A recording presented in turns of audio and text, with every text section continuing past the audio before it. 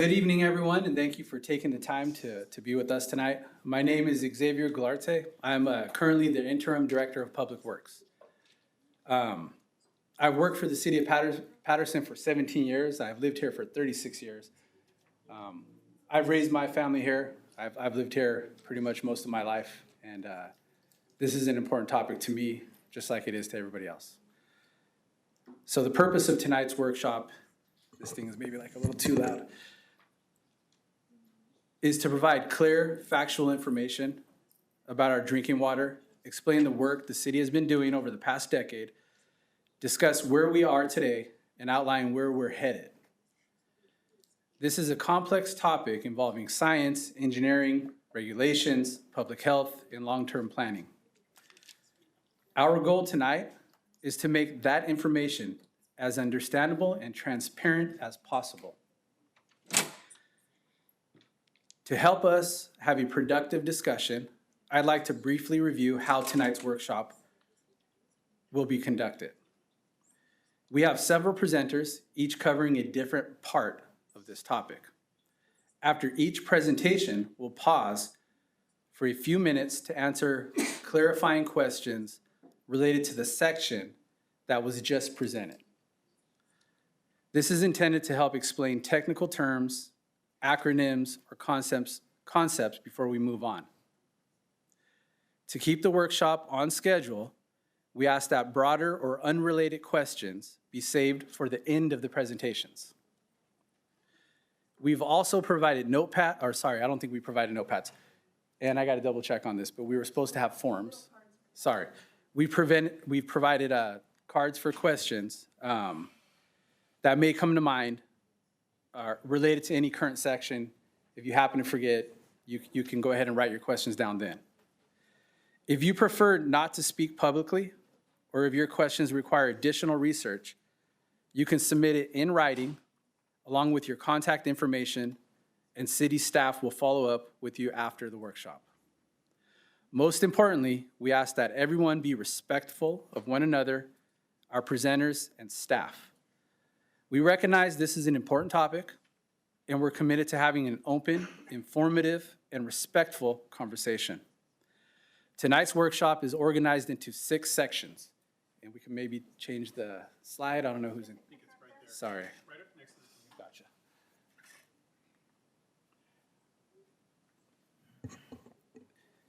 An overview of the city's water system, Chromium-6 regulatory background and compliance timeline, Chromium-6 feasibility study and alternatives, rate setting and financial impacts, capital improvement planning, funding strategy, and grant opportunities. Again, after each section, we'll pause for a brief question and answer period before moving on to the next topic. Once all presentations have concluded, we'll open the floor for broader questions and discussions.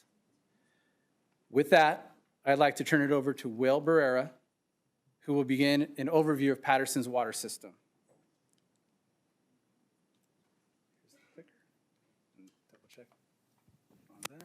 Sound check. Thank you, Xavier.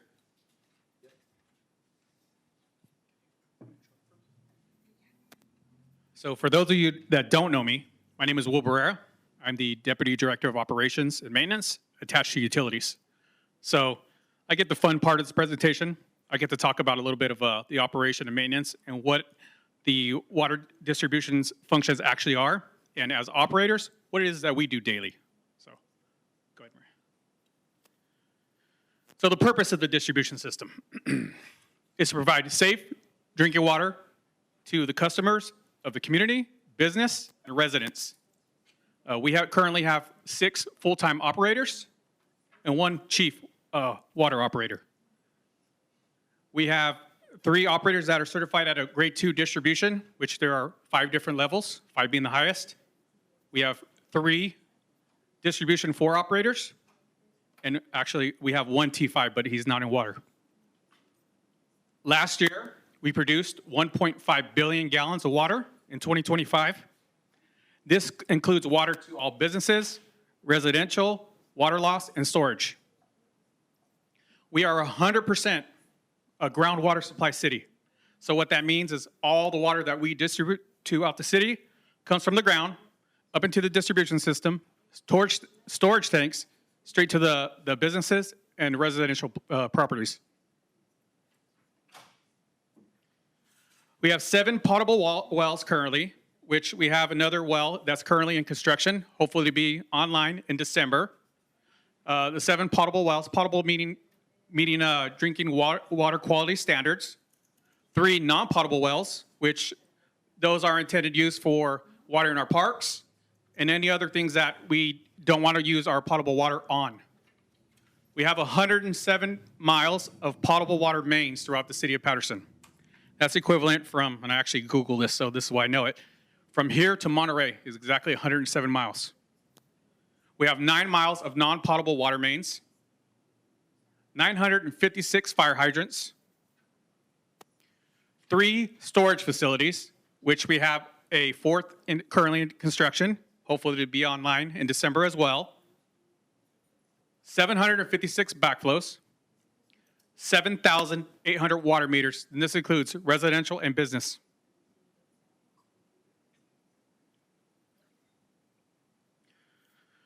So a typical day includes exercising valves. We monitor our SCADA system, which shows us all of the well sites, the pumps, and what everything's doing at every site, as well as system pressures, which is very, very important, obviously. We exercise and operate valves. We perform rereads on the meters to make sure they're functioning correctly and regular readings, so we're charging correctly. We maintain all the wells, booster pump stations, the storage tanks. We maintain chlorine residuals throughout the distribution system, which, again, the only treatment that we currently perform is chlorination. We respond to customer service requests.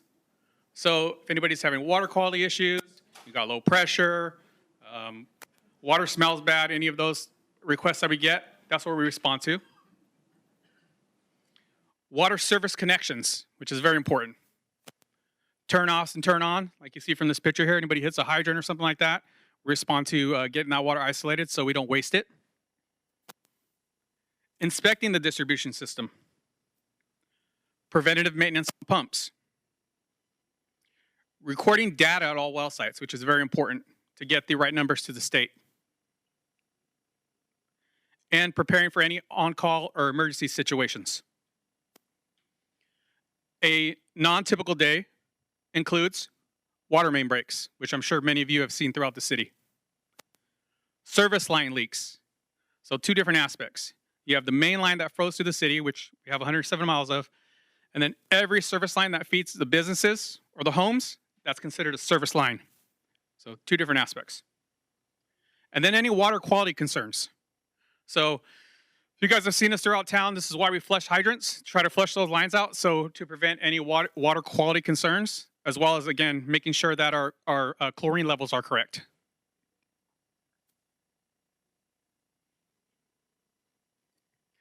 So water quality sampling requirements. This one's important as well. So we meet the state and federal regulations. So we perform weekly BACT testing. We have 25 sampling points throughout the city. So it's not like we're taking every sample from one area. We do it all throughout the entire city. We have our monthly source monitoring. So out of all of our well sites, we take a sample there as well. Additional source monitoring, same thing at 7 wells. Lead and copper monitoring, which we do every 3 years.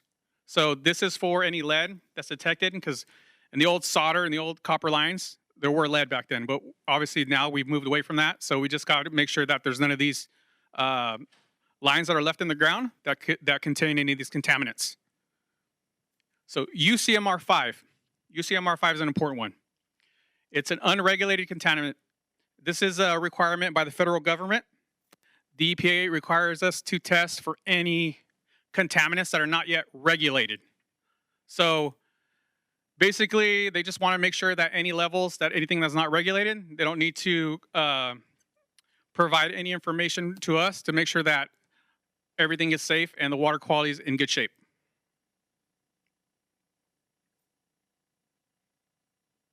So Before I pass this mic to the next speaker, I just want to encourage everybody too.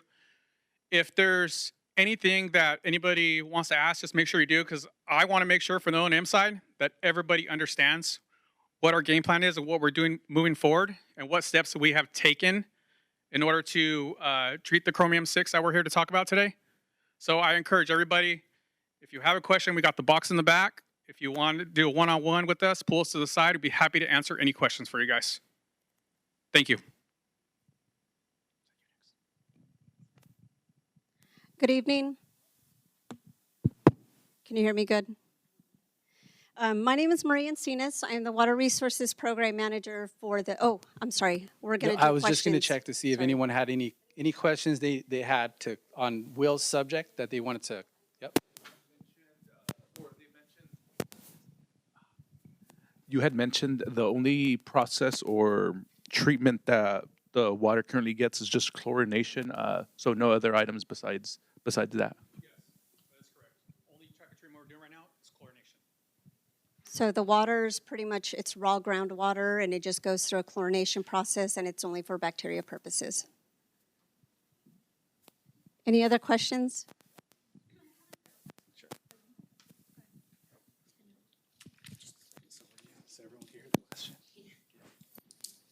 It sounds like we've been reliant on groundwater, and I'm guessing you guys have also looked at other options other than using groundwater. Can we just spend 1 minute kind of talking about whether that makes any financial sense now?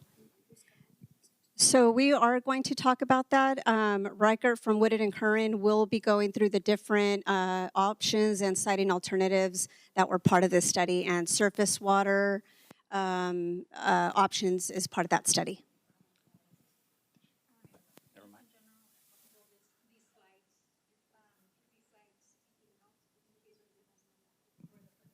So the question was, will the slides be available for the public when we're done here? Yes, so we will be posting it at the very end of the presentation. There's going to be like URLs for different web pages. There's one for the city, and we will include this PowerPoint along with the FAQs that are on the back of the table. The only reason I haven't done that is because I wanted to have them translated first, but we literally were just working on the presentation about an hour ago. Just a question on the water quality sampling requirements. Is this like a state standard or federal standard? So the question was, are the water quality samples a state or federal standard? So there's both. But the Chromium 6 right now, the MCL we're working with, is a state mandate. Then just for my understanding, it says 7 source wells. Is it because we have 7 wells here? Is that it? That's correct. Okay, cool. Thank you. I'm not sure if everybody heard the question, but his question was, why 7 source wells? And the answer is because we have 7 wells that provide potable water. All right. Good. Okay, so now we're going to go through the regulatory background and the compliance timeline. But before, I'm going to go through a few slides just to kind of give you what their acronyms and definitions of what you're going to be seeing out throughout the presentation, or at least you're going to be hearing about it. So the first one is acre feet per year. This is usually how we, it's a unit of volume that we usually use with a lot of our water resource reporting. Each acre foot is equivalent to 325,000 gallons of water. Another one that you're going to be seeing a lot tonight is centralized treatment. So this is a treatment process where water from multiple sources, like your 7 wells, it is all collected and it's treated at one centralized location before it actually goes out to the public. GPM, this is a flow rate measurement that is indicating the number of gallons of water that's moving through the system for each minute. Lower aquifer, this is a deeper groundwater zone, and in the next slide, there's an actual diagram that shows a lower and an upper, but it typically contains older water. The water quality is better than the upper aquifer, but it's often through confined conditions, and it's much difficult to, it's a lot harder to recharge. RO, you will be hearing this one also. It is reverse osmosis. It's a purification process that pretty much involves taking everything out of the water by forcing water through a semi-permeable membrane or filter. Surface water treatment plant. So this is a it's a facility designed to treat water from rivers, lakes, reservoirs, the DMC, the aqueduct. It goes through this plant to be able to treat the water so it meets the Title 22 or drinking water standards. TDS, this is a measurement of dissolved minerals, salts, and other substances that you might find in the water that indicate overall water quality. Upper aquifer, and you can see from the diagram, so the city sits on two aquifers. You have the lower aquifer, which is, typically contains good drinking water, and then you have the upper aquifer that we also use, but it's only for non-potable purposes, such as irrigation or construction use. So a lot of the construction that you see occurring in the city, almost all of it is using non-potable water. So pretty much we're saving the better quality water for potable purposes. WBA, you will see this because it's one of the it's a technology that we are going to be recommending. This is a process that uses resin that removes certain ions such as nitrates and chromium through an ion exchange reaction. And Riker can probably elaborate a little bit more on that technology. And then lastly, wellhead treatment. So this is a treatment that's applied directly at individual well sites. So the 7 potable wells that we're talking about, this is where the treatment would occur at each individual well site. And what it does, it treats it on site before the water actually goes through the main distribution system. So this is a slide I wanted to include because I want everyone to kind of not be familiar. I mean, there's a lot to it, but all the different steps that the water board takes into setting an MCL. So the first step is to establish a public health goal. Scientists determine that the amount of contaminant that people can be exposed over a lifetime without significant risk. This is what they call a public health goal. So the public health goal for chromium-6 is 0.02 parts per billion. The MCL is 10 parts per billion, right? But sometimes these public health goals are very difficult to achieve, and actually they're very difficult to analyze. There's only a few labs within California that can analyze concentration levels that low. Oh, I need to slow down, huh? Oh, sorry. Okay. All right, so the second step is to evaluate drinking water data. This step includes, the state will look at how often a contaminant is found in drinking water, who may be affected, and whether or not, again, labs can accurately test for it. Also, Will talked about the UCMR, the sampling that gets done or that's required by the US EPA. These are unregulated contaminants. And so just recently last year we had a sampling event for PFAS. So we tested for 32 elements of PFAS, and luckily we were non-detect for all of them. But the US EPA, they're actually using that information to be able to come up with a new regulation. And actually, the state of California recently, last year, adopted standards for a couple of elements of PFAS as well. The third step that the water board takes into setting an MCL is assessing treatment options. So the state is then going to review all these different, what they call best available technologies. They want to see if the contaminant or the constituent can actually be tested, if it can be analyzed, and whether or not can you actually remove the chromium or the nitrates or the TDS out of the water. The fourth step is to analyze cost and feasibility. So California considers the cost and the practicability of being able to monitor and treat contaminants, but still protect public health. So this was actually the reason why the first MCL was rescinded in 2017.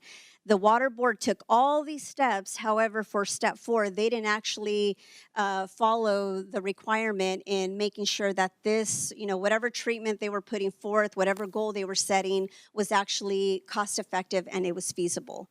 So it was rescinded for that reason alone. And then the very last step is to actually adopt the MCL, the maximum contaminant level.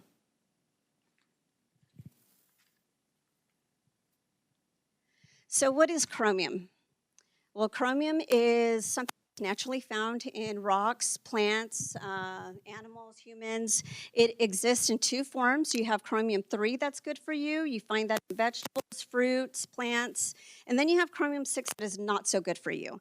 But it occurs naturally in the environment. It can also be produced by industrial processes or industrial contamination.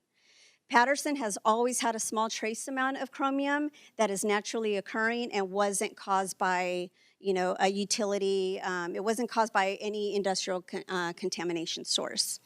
Together, chromium-3 and chromium-6 makes up total chromium. And so the federal standard for total chromium is 100 parts per billion. The state standard is 50 parts per billion. And based on the last sampling event that we had, the city's average for total chromium was 21 parts per billion.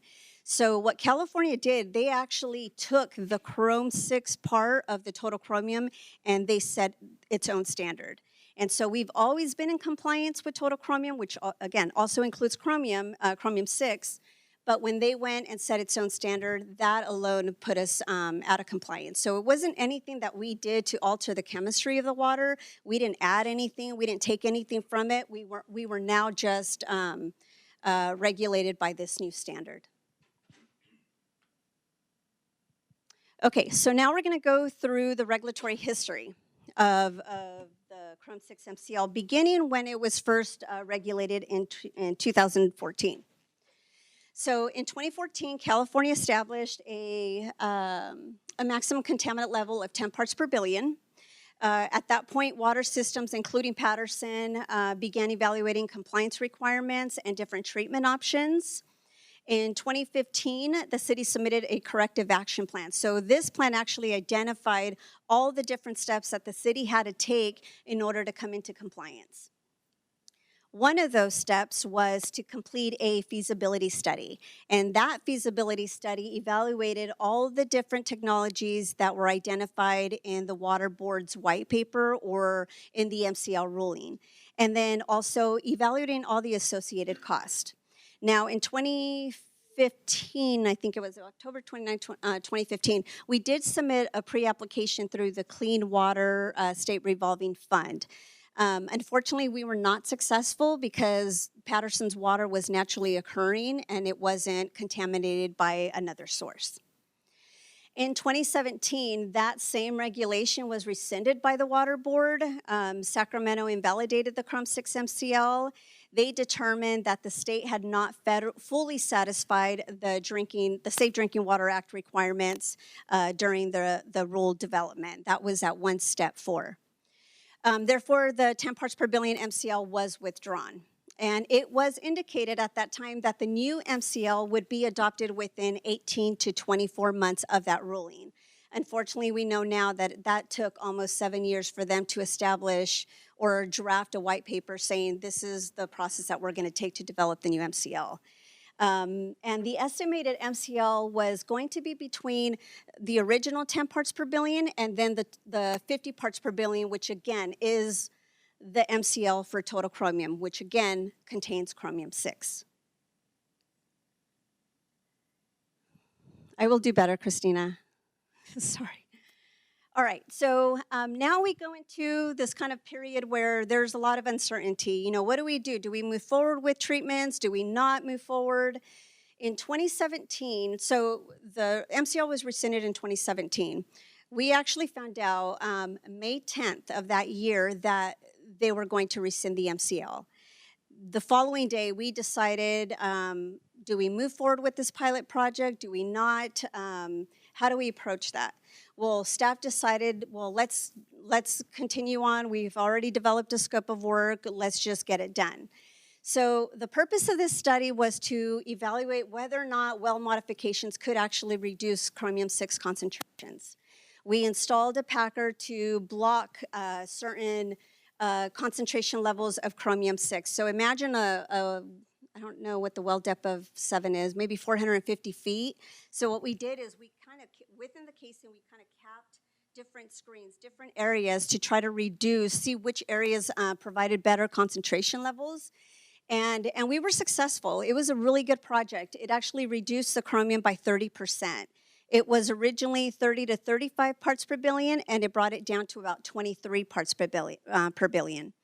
So everything was great all the way up until 2023. There was some repairs that we had to make at the site, and during that process, the packer became damaged. So we had to take it out. And, you know, for a variety of reasons, it was not put back in. It was too expensive, and we already had a lot of data, like I think it was more than 5 years worth of data that we can actually count on. Now, whether or not to implement this in at other locations. So once we took the packer out, the concentration levels went back to their historical levels. So it didn't go up any higher than what it was originally, but it did go back up. Now, during that time frame between 2017 and 2024, so we continued, even after we did the project and there's no MCL in place, we still continued to monitor on a quarterly basis. Also, we did a system-wide sampling event in 2022 and then again in 2023. And the purpose of that is just to kind of see, you know, are we still looking at the same concentration levels? Has anything changed within the water's chemistry?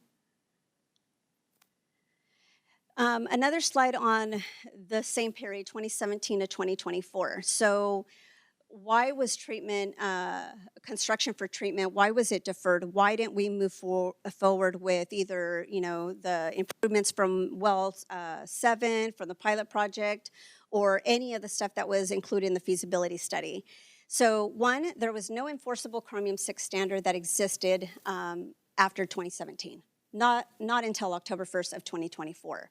So there was no, like when we're working on a feasibility study, we need to know what the MCL is going to be because we need to treat to either 70, 80% of that MCL. That MCL did not exist, so we didn't know what we had to treat to. Second, future regulatory requirements remained uncertain and could have resulted in different treatment needs. So for example, let's say they would have set the concentration levels to, you know, 25 parts per billion. Well, we would have only had maybe 2 well sites that would have been out of compliance. So we would have only had to put mitigation at both of those sites. So again, there was a lot of uncertainty during this time. It was only supposed to take 18 to 24 months. Obviously, we know that it took a lot longer than that. Also, compliance cost. So within the feasibility study, from the cheapest option, which was $65 million, to the most expensive option was $128. Because of this, you know, we didn't quite feel comfortable, and it was a collective decision between engineering, public works, the city manager's office. You know, do you move forward with a $128 million project or a $65 million project when there's no MCL in place? And also, again, deferring construction avoided the potential for stranded assets. Again, it could have only been that 2 well sites would have required treatment, meaning you didn't need it at all these other additional sites. So we would call those stranded assets. You're not actually using them, but you're also having, not only did you pay for the capital cost, but you're also paying for increased operations and maintenance costs. And so in the future slides, you're actually going to see what those O&M costs are going to be. And also, the city is not alone in this, and this is not an isolated situation. It's not just happening here in Patterson. This screenshot, so this is an actual picture from DWR's Gamma site. It's a groundwater monitoring site for water quality purposes. Each one of these red dots represents either a cluster of wells or individual wells. Right now, throughout all of California, there were 964 wells that have exceeded the Chrome-6 MCL of 10 parts per billion historically. 404 wells have exceeded within the last year. And those I don't know the number of cities that have to deal with this, but we just know that we're not alone. And again, it's not an isolated situation. There's naturally occurring chromium throughout all of California. Okay, so current compliance strategy. So again, in October 1st of 2024, the MCL was reestablished by the Water Board. They went through the entire process, whether we agreed with it or not, it is what it is. We're not trying to change it now. In 2025, because well 7, we did the mitigation efforts or the pilot project at well 7, that one actually triggered an exceedance first. But we knew based on historical results that all these other sites were going to trigger exceedances as well, and they did. So shortly after, the city submitted a compliance action plan. And again, just like the corrective action plan that I mentioned earlier, this one also identifies all the steps that you're going to take to come into compliance. And they also want you to include the dates, the applicable dates. So that plan was submitted May 22nd of 2025. It was approved about a little more than 6 months later on January 9th. So now we have this approved compliance plan. So technically, the city is still in compliance unless we kind of deviate from this plan or we just don't follow it at all. Then we would be in violation. Final compliance deadline, based on the projects that we included within that plan, is September of 2030. So the projects that have been completed or the activities that have been completed to date, they include the Chrome 6 feasibility study. We've evaluated treatment technologies, configurations, different site alternatives. Again, we had done a lot of this legwork in 2015, and basically we just updated everything. We also compared wellhead and centralized treatment alternatives, as well as some new kind of, there's a lot of technologies that have evolved and different treatment methods that have evolved since 2014.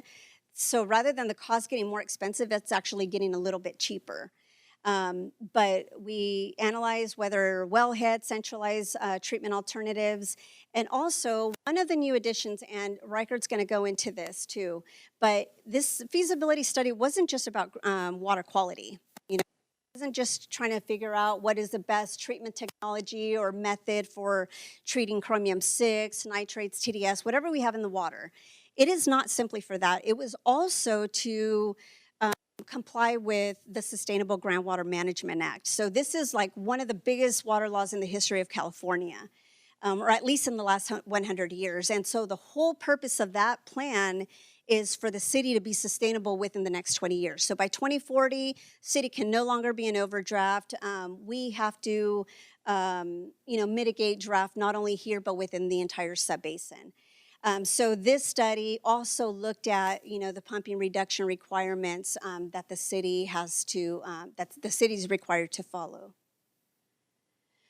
Milestones and city council actions. So the next steps, basically, and Reichert will also talk about next steps, but the next thing that's due is a basis of design report. So again, we've completed the feasibility study. We have a recommendation to make to city council. Now we want to work on the basis of design report. So this pretty much establishes the design criteria, any assumptions, and the selected treatment approach for the project. Shortly after, we'll go into preliminary design. May, November of 2027, so next year. Hopefully we can be at the 60% design phase. And then by the end of 2027, have final design and put it out for bidding. We hope to start construction by February of 2028. And then again, project completion by September of 2030. Okay, so now I'm going to pass it to Reichert Brown. He is with Woodard & Curran. Woodard & Curran worked on the original feasibility study, and Reichert has also worked on the update. Oh, yes, questions. Sorry, I keep forgetting. My fault on this one. I didn't allow the people on Zoom to ask questions in the last round. So I'm going to go ahead and ask questions here. And when we're done here, I'm going to go over to Zoom, and we'll go ahead and answer any of the questions they had in the previous section, as well as this section. So let's go ahead and start now with this section.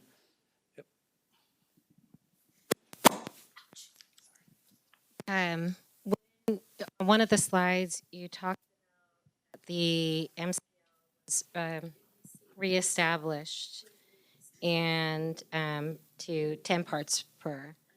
I know that you're responsible for making all of the recommendations for what happens to our water.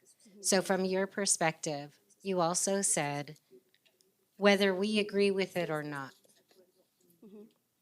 which made me think, do you have a different in your mind of what is acceptable? Because I do see that you, when you go back one more slide, if somebody can, or one more back the other way. I did see that the 30 to 35 parts per billion. And then you guys did a blocker, which brought it down to 23.3, which is still substantially, in the opinion of other scientists, is not okay. But I question that, and then my second question would be, I'll just load it all in one. Your Packer went down, and that is disturbing that it didn't get removed until 2023, because I have seen things where you guys are not paying attention to stuff, but you told us in previous meetings that you guys test our water often. So are you guys testing? Did it go up? You did mention that it did go up and there was problems. None of these things were reported to the community. The blocker situation didn't get reported to the community that I'm aware of. So can we talk about and have an honest conversation about that? Sure. Will, where's Will? Do you want to talk about the situation with pilots, well 7? So just to answer that question, at the time when the Packard was damaged, like Maria had mentioned, there were some repairs being done. But the reason that, hello? Can you hear me? I'm loud anyway, so I'll just be loud. Yeah, well, I mean, it doesn't sound like, any different. When the Packard was damaged during the repair, the chromium level was still at 50 ppb, parts per billion. So we were still under the standard. Did you say it was 50? 50 or 100, I'm sorry, what was it at the time? 50 parts per billion. Yes. So at the time, due to the expense and what it was costing us, considering we're still under the MCL, we just thought it was more efficient to remove it at the time, because we were still way under the standard that was in place. And that's MCL versus MCL. chromium 6, right? No, the MCL is the standard that's for chromium 6, which is 50 parts per billion, which we're at 30. Can you speak on the mic for Zoom? For what? Oh, sorry. My apologies. Did that answer your question, Kat? Kind of. It answers part of the last one, but you're saying that MCL is, We were still under the MCL, which is 50 at the time. but MCL is the count of all of the contaminants, right? Like it has to be under 50 for all of the contaminants? Just for chromium 6 in that sense. Well, it's, So to explain, MCL will apply to whatever constituent. So if we're talking about nitrates, there's a maximum contamination level for nitrates. For chromium 6, there's a maximum contamination level for that. So they're individual. And the science, as you guys have presented to us in every workshop, has been 10 parts per. But like I said, my honest question to you, Maria, is you said when you made that comment, you said whether we agree with it or not. So are you saying you have a different opinion about how much chromium 6 can be in Patterson's water? no, I have no opinion. I'm going to go off of whatever's being regulated by the state. What I meant by that is whether or not, like, for example, there are cities that are in violation that have joined lawsuits against the water board to rescind the MCL. Patterson has not. So we know that we need to treat. So even if they rescind this, chances are we're probably still going to move forward with treatment. But again, that's not my decision. That's, the city manager, the council. At that point, they're going to have to decide, do you still want to move forward with treatment? So is it fair to say, though, that you would give the recommendation for whether it requires treatment or not? That would come from your desk? It's not a Maria decision. It's, again, I have many layers I just meant program above me. manager. But I can make a recommendation. I can say, yes, we should move forward, but there's a lot of other factors to take into consideration. And again, once we go into the cost, you can actually, it puts things into perspective, because again, asking the public to pay for a $65 to a $128 million project when there's nobody asking you to do it, that's a pretty difficult decision. And it's an existing deficiency. It's not like I can pass it on, we can pass it on to developers. It's an existing deficiency, so our ratepayers have to pay for it. So again, it's not an easy decision. So I can make a recommendation, but again, it's not going to be my decision. Okay, thank you very much. So it's not, just to be clear, from your recommendation, from your process, you think that 10 parts per is where it should be capped at, right? Or somewhere, that's where you believe, Yeah. that's your goal, is to get us to 10 parts per or under. Well, our target is going to be below 10 parts per billion, because you want to be able to have some type of a buffer. But just to let you know, the process that the water board took, right, when they're trying to determine whether or not a technology is affordable, right, they're going to go through your RCF, your WBA, your RO, but their treatment target is 80%. So it's not, because the lower the target, the more expensive the treatment becomes. Sure. And then it becomes unaffordable, and now you can't get an MCL to go through. So they're going to set a treatment target at 80%, knowing that that's probably the safe threshold. But again, there's a lot of science behind that. Whether or not I think it should be at 10, 20, I can't make that professional recommendation, because there's a lot of science that goes behind that. It starts with the goal of the water board is to set the MCL as close as the public health goal as possible. But there's absolutely no way that we can treat to 0.02 parts per billion. Again, I don't even think there's very little labs that can even treat or evaluate a concentration level that low. So again, it's not what I think, it's kind of the information that's being put out. And these regulations, the way they evaluate them and eventually adopt the MCL, it's no different than the Department of Transportation or Caltrans setting a speed limit. There's a science, there's a criteria behind it when they determine what is safe and what is not. It doesn't totally eliminate the risk, it's less riskier when, the speed limit's a lot less. But I don't know if I put that into perspective. Thank you. I'll hold my other questions. I just had a quick question in regards to, and maybe it's not the right time to answer or ask this question, in terms of the treatment options that are available versus the long term of a water treatment facility. Is there, I don't know if you can answer that question or if that might be after that. Okay, so maybe I can pause it at the very end. Thank you.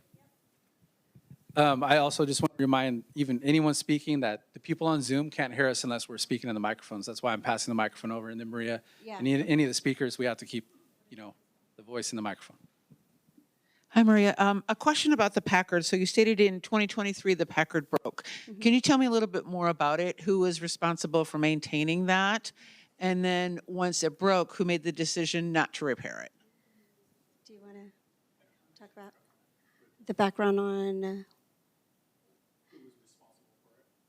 Well, I mean,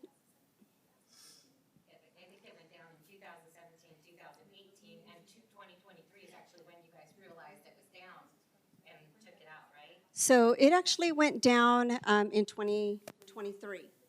And then at that point, because of the cost and then the cost to repair and replace it, along with that we had a lot of 5 years worth of sampling data, I think that was an operational decision to not put it back in. Now, When you say operational from staff or operational from the council? Operational from staff. So let me just say too, anytime we pull the well, it's varies depending on depth of the well. So it can be an exceedance of $20,000 just to pull a well. So again, due to the financial situation at the time, which was the previous deputy director, they just felt like it wasn't cost effective to go and pull the well out completely, take it all apart, pull the Packard out, insert the well, restructure it, put in the shaft, put all the columns back together to pull a Packard out. So again, at the time, due to our financial constraints, we just felt like the better option is if we had the repair to be made, we would pull the well out, make the repair, take the Packard out, and then put the well back in. So that was kind of the decision that they made. So we'll do one more in the audience. Then I also want to acknowledge the people on Zoom as well. So we'll do one more in the audience, and then I'm going to move over to Zoom. And piggybacking off that, did we have a cost associated? And then the second part to my question is, it might be further down, I'm not sure. But in a previous slide on this one, you showed red dots with cities. And I'm wondering if we've figured out what those cities have done to lower their numbers? So the city, and I'll talk about this in a little bit in the funding strategy, but the city, we're part of like it's kind of like an ad hoc coalition. So it's a cluster of cities that are all having the same problem. So for example, Los Banos, City of Coachella, Coachella Valley Water District, and there's a couple of cities in between. So we actually were advocating for, because this is an unfunded mandate. The water board said, okay, here's your new MCL, but I'm not going to give you any money to treat it. So what we did, we actually had to go to the water board, and we met with every single board member, including Chair Esquivel, advocating for them to prioritize other cities that didn't fall within their primary category or their priority. And those priorities were either disadvantaged communities or it was, you had to be a failing system. So basically, if we didn't do our compliance plan, we didn't follow the steps of our corrective action plan, technically we can be considered a failing city. But again, they did end up making some changes late last year, where they added, you not only have to be, you don't just have to be a failing system, you can be a city or municipal water supplier that has exceedances and you would qualify for funding. So I'll elaborate a little bit more of that on the funding slides. But what was your first question? Well, actually, didn't really answer that. Oh, sorry. What, do we know what other cities have been doing? Oh, yes. Over there? Yeah, so actually, it's pretty new to everybody. So I was just having a conversation with Coachella Valley Water District to see, kind of what's the status. We hadn't talked in a couple of months. And City of Coachella just got their compliance plan approved 2 weeks ago. So they are still in the planning process. They're developing a feasibility study. So they're in the middle of that right now. Coachella Valley Water District, they don't have an approved compliance plan yet because, again, their compliance plan is calling for mitigation to occur 10 years from now, and the water board isn't accepting that. So they have to go back and try to figure something out, but they're also within the feasibility study process. Los Banos, they're working on their feasibility study, but they're also doing... Some cities that their numbers have dropped because they've done stuff. So that's Okay. what I'm wondering is what cities have successfully, because there are out there. I don't know of any myself, but I know that from the ones we have been working that are along the I-5 corridor, those are the ones that we're kind of talking to because, again, what might work for us might work for them and vice versa. So, again, we don't know. The chromium has always been naturally occurring. There's a white paper from, I think it was the Department of Environmental Resources for the county where they attribute chromium-6 to silver mining in the canyon. Again.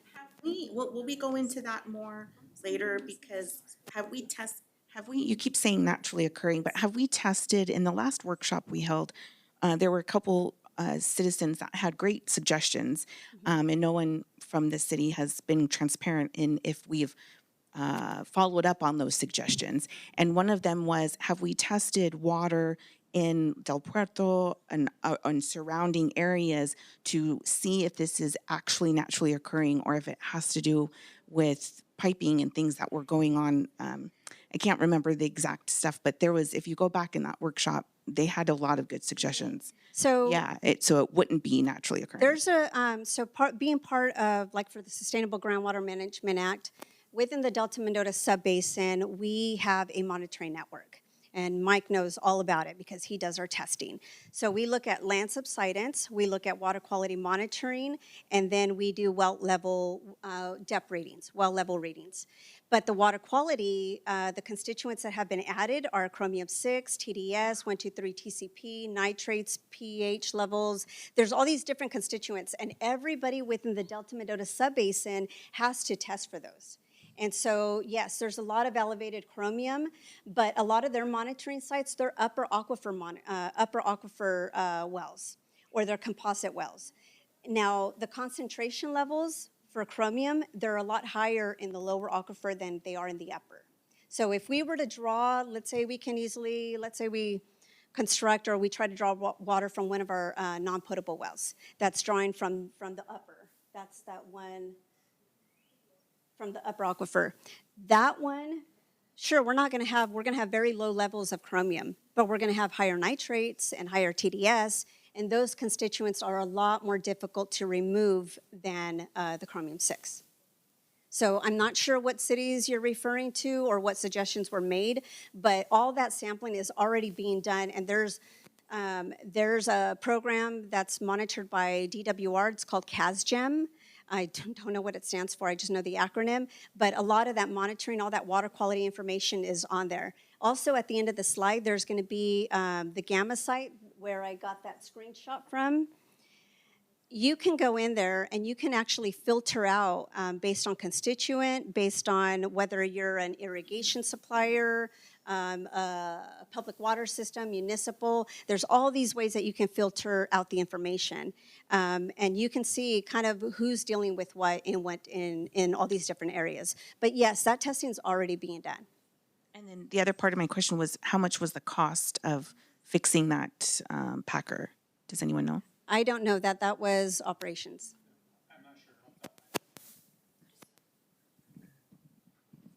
And keep in mind, if we don't answer your question satisfactorily, get one of the notepads in the back, write down your question, and we'll do more research to make sure that we're answering it, the question that you have. We may not have every answer tonight, but we will look into it 100%.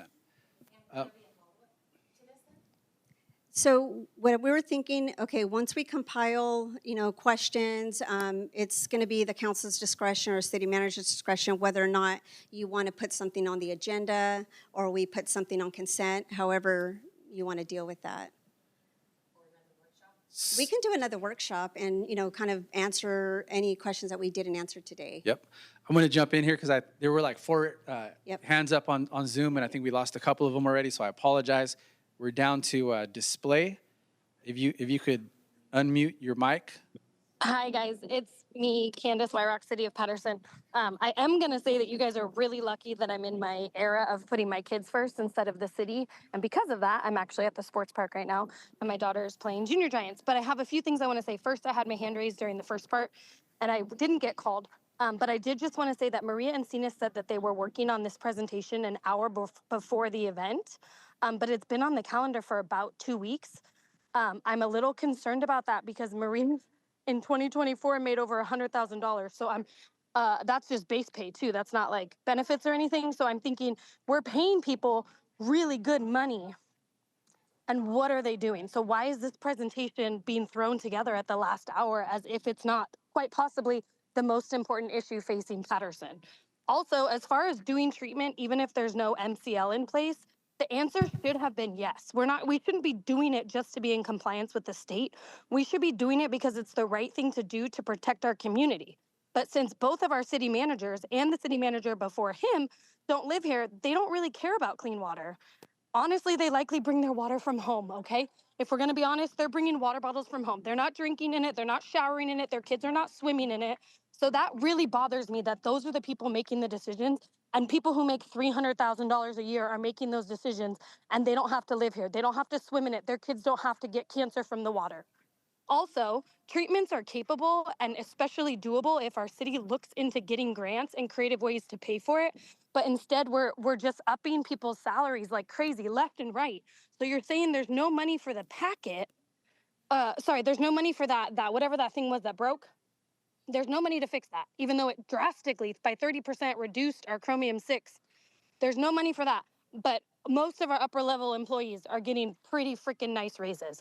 So I feel like it needed to be said. I wish I could have been there to say it in person because sometimes I like looking you guys in the face when I tell you how screwed up you guys are acting. So that's all I have to say.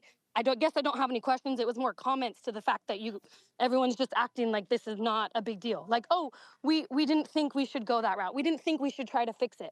You knew that the state was going to come back with a new MCL. You should have been acting. And the fact that you didn't is honestly negligence, in my opinion. And if I had more time, I probably would sue the city for the negligence.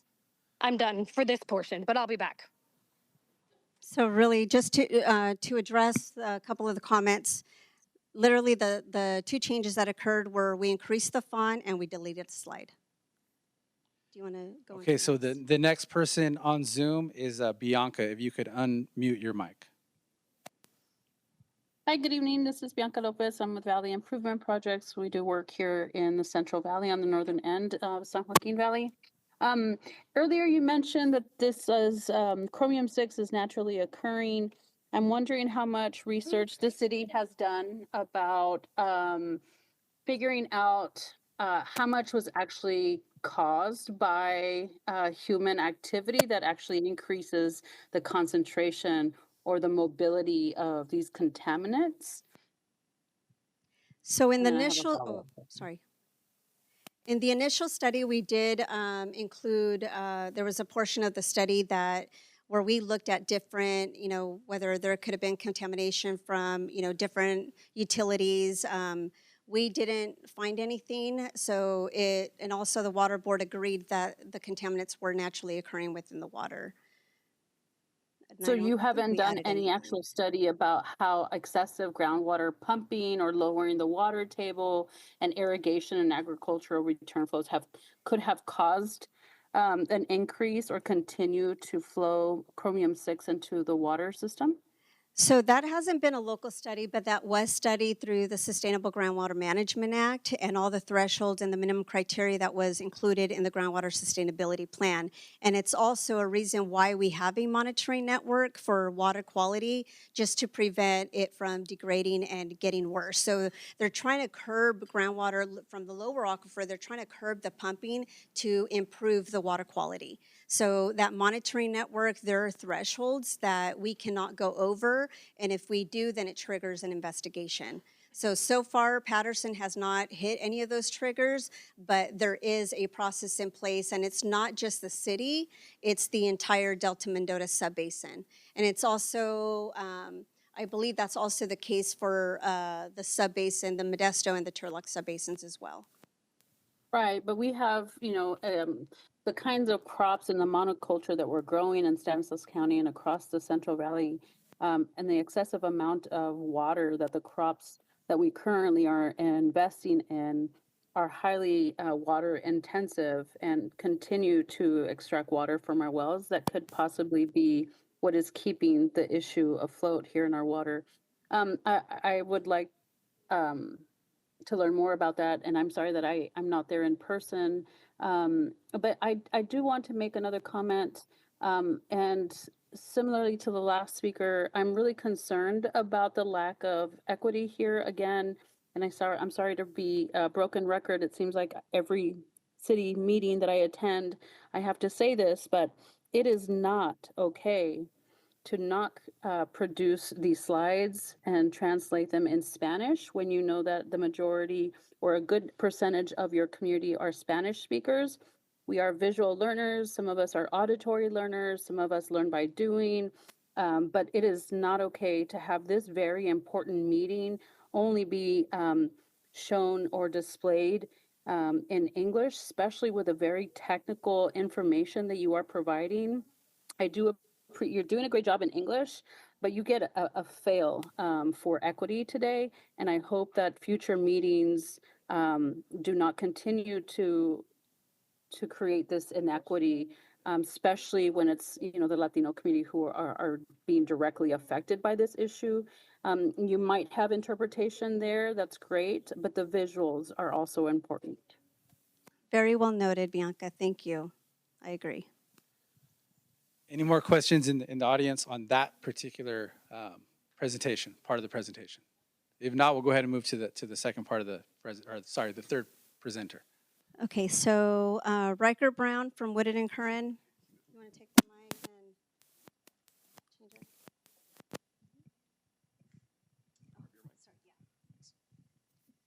I'm going to move over here. I want to apologize. I'm under the weather this evening, but I'm a little congested, but I'm going to try to speak clearly. And anybody can let me know if you can't understand me. So my name's Riker Brown. I'm a civil engineer. I work for Woodard and Curran.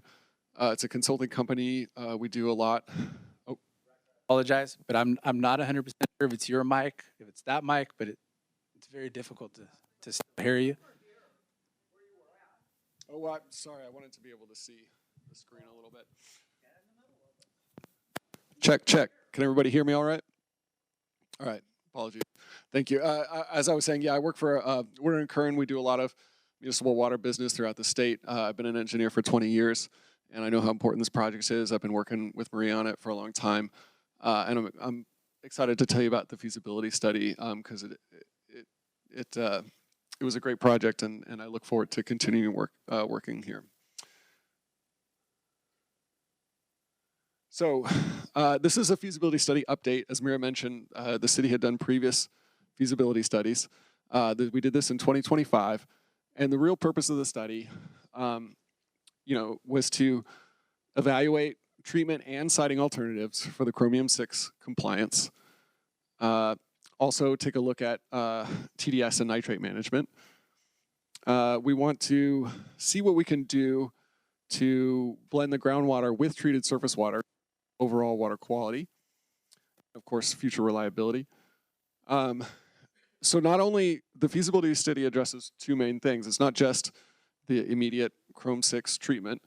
It's also kind of a long-term compliance with the groundwater sustainability plan for the Delta Mendota Canal. When we looked at several alternatives in the feasibility study, and we narrowed it down to these three for the study. Alternative 1, which involved using reverse osmosis to treat groundwater. Alternative 2, where we have centralized treatment using California aqueduct water with the interim Chrom-6 treatment. And alternative 3 is very similar to alternative 2, but there would be a different source for surface water. It would come from local irrigation districts.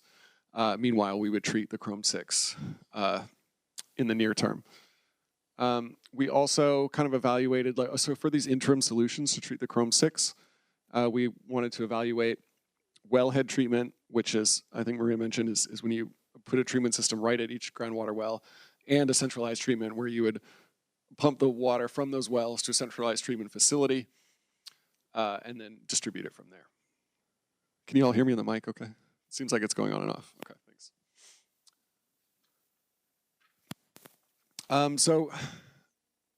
And this gets to the two reasons for the feasibility study. It's helpful to think of the project in phases 1 and phase 2.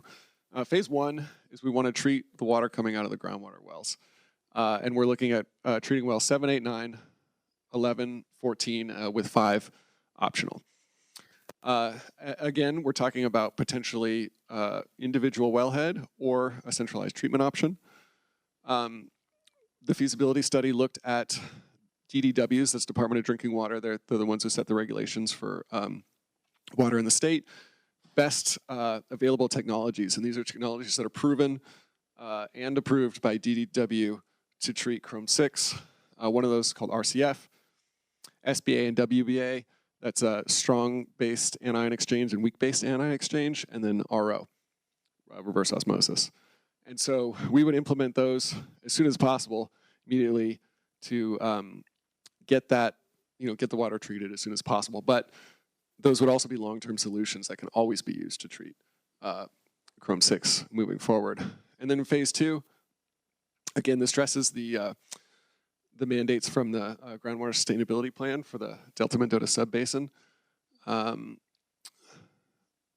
So we looked at secondary water sources aside from groundwater. What can we do? We can bring in surface water. And then, alternative 2 and 3 kind of discuss, 2 different sources for that surface water. And then, in which case you would need a surface water treatment plant, which would be centralized. This is just a quick look at the city and where some of the wells are. You can see the non-potable wells on the left, with the drinking wells clustered more on the eastern side of the city. Towards the south, there's a city-owned parcel that could be used for a centralized treatment facility. And just for reference, the water quality control facility, that's for wastewater, is up in the top right. So I'll talk about the alternatives in the feasibility study. Alternative 1 would be centralized treatment of lower and upper aquifer wells with reverse osmosis. This would require a centralized facility at that location to the south at Orange and First. We would connect all city wells, current lower aquifer wells, to that centralized facility. We would use reverse osmosis because that's the only thing that treats everything. It treats Chrome-6, nitrates, TDS, other constituents. And that's important because of the mandate from Sigma, where we have to reduce the amount of lower aquifer water that is being pumped. So this option would involve 6 new upper aquifer wells to satisfy the future demands. And as Maria mentioned, right, there's nitrates and TDS and other things in the upper aquifer. We would also need to find something to do with that. So when you have reverse osmosis, it creates a high concentrate, high salinity brine. You need to do something with that. And so this would also require conveying that to the water quality control facility.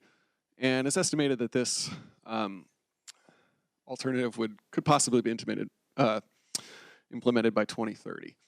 And that has a total capital cost of $150 million. Here's kind of what it looks like.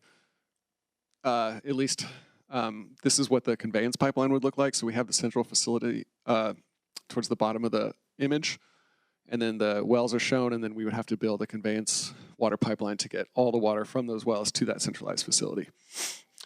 Some pros to this, it treats multiple water quality issues with one system. It helps meet the groundwater pumping limits while still maintaining, the water supply. You'd have a reliable local source of water without relying on any imported surface water. And it could be implemented faster than some of the surface water alternatives. Some cons to this approach are, you need to construct 6 new upper aquifer wells, a lot of pipelines, and the centralized RO facility, which is expensive. RO is expensive. There's that brine that I mentioned. We have to do something with that. It needs to be disposed of safely. You're continuing to rely only on groundwater sources, so you're not diversifying your water sources, and it's the most expensive to build and operate. Alternative 2, we would do centralized surface water treatment with the interim Chrome-6 treatment, and that could be, you can see on the bottom there, that could be at the wellhead or centralized, like I mentioned. This would maximize the lower aquifer wells. This is what DWR would allow the city of Patterson to take from the lower aquifer. It would connect, eventually, you would connect all the city wells to the centralized facility, and that would be phase 2 for the surface water treatment plant, because eventually you want to put it all in one spot. And this assumes, this alternative assumes that Patterson would be able to receive a water allocation from a California aqueduct supplier. And that would also require a minimum of 5-mile transmission pipeline to get from the California aqueduct to the location of the centralized facility.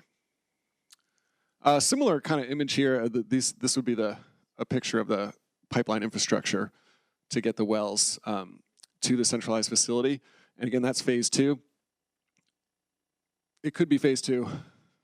But if we do individualized wellhead treatment, we don't need to build those pipelines right away, because we can just treat at the well and put right into the distribution system. Some pros to alternative 2, reduces your reliance on groundwater, helps you meet your Sigma requirements, does not require any new upper aquifer wells, provides a reliable surface water source with consistent water quality, that's the California aqueduct, and creates opportunities for regional partnerships and shared infrastructure. Some cons, it does require a new surface water treatment plant and pipeline infrastructure. The source surface water is more expensive than that for alternative 3, which I'll talk about in just a minute. There's a long implementation timeline for the surface water treatment plant, and so that's why there's kind of 2 phases. You have to, do the interim Chrome-6 treatment before that surface water treatment plant can be brought online. And it's dependent on securing your long-term water supply and the funding for that. So again, alternative 3, very similar to alternative 2, but it has a different surface water source. So we're still maximizing the use of the lower aquifer wells up to what DWR would allow. We'd be connecting the city wells to eventually to a new transmission, to the centralized facility with new transmission pipelines. This assumes Patterson will receive water allocation from local irrigation districts, not the California aqueduct. And then we would do the interim Chrome-6 treatment with the wellhead or centralized. Now, This has the longest implementation timeline, largely due to what DDW requires for bringing on a new source of drinking water in the state. There's testing that has to be done, and then you have to design and build a surface water treatment plant. It's slightly longer than for Alternative 2 because the California Aqueduct has higher quality water, and there's more testing on it. Some pros, again, very similar to Alternative 2, but here we can see that it's a lower cost for the surface water, and it still creates some opportunities for regional partnerships. And again, some similar negatives, requires new treatment and conveyance infrastructure. Source water quality may vary, requiring more robust treatment, but it's all very doable. Again, the longest implementation timeline for the surface water part, and it's dependent on securing long-term agreements with the local irrigation districts. I want to look at, show some costs that we did here. This was part of the feasibility study back in 2025. Now these are broken up into capital costs and then what we call NPV, net present value, O&M costs, and life cycle costs. And net present value basically compares the current upfront costs against the value of all expected future costs to adjust for the fact that a dollar today is worth more than a dollar tomorrow. So we were referring to some of the capital costs before in the previous slides. That's how much, it's essentially construction capital costs. It's all the construction costs and all the soft costs that get you there. And then the NPV and the life cycle costs, that's over the life of the infrastructure. So here you can see that RO is the most expensive.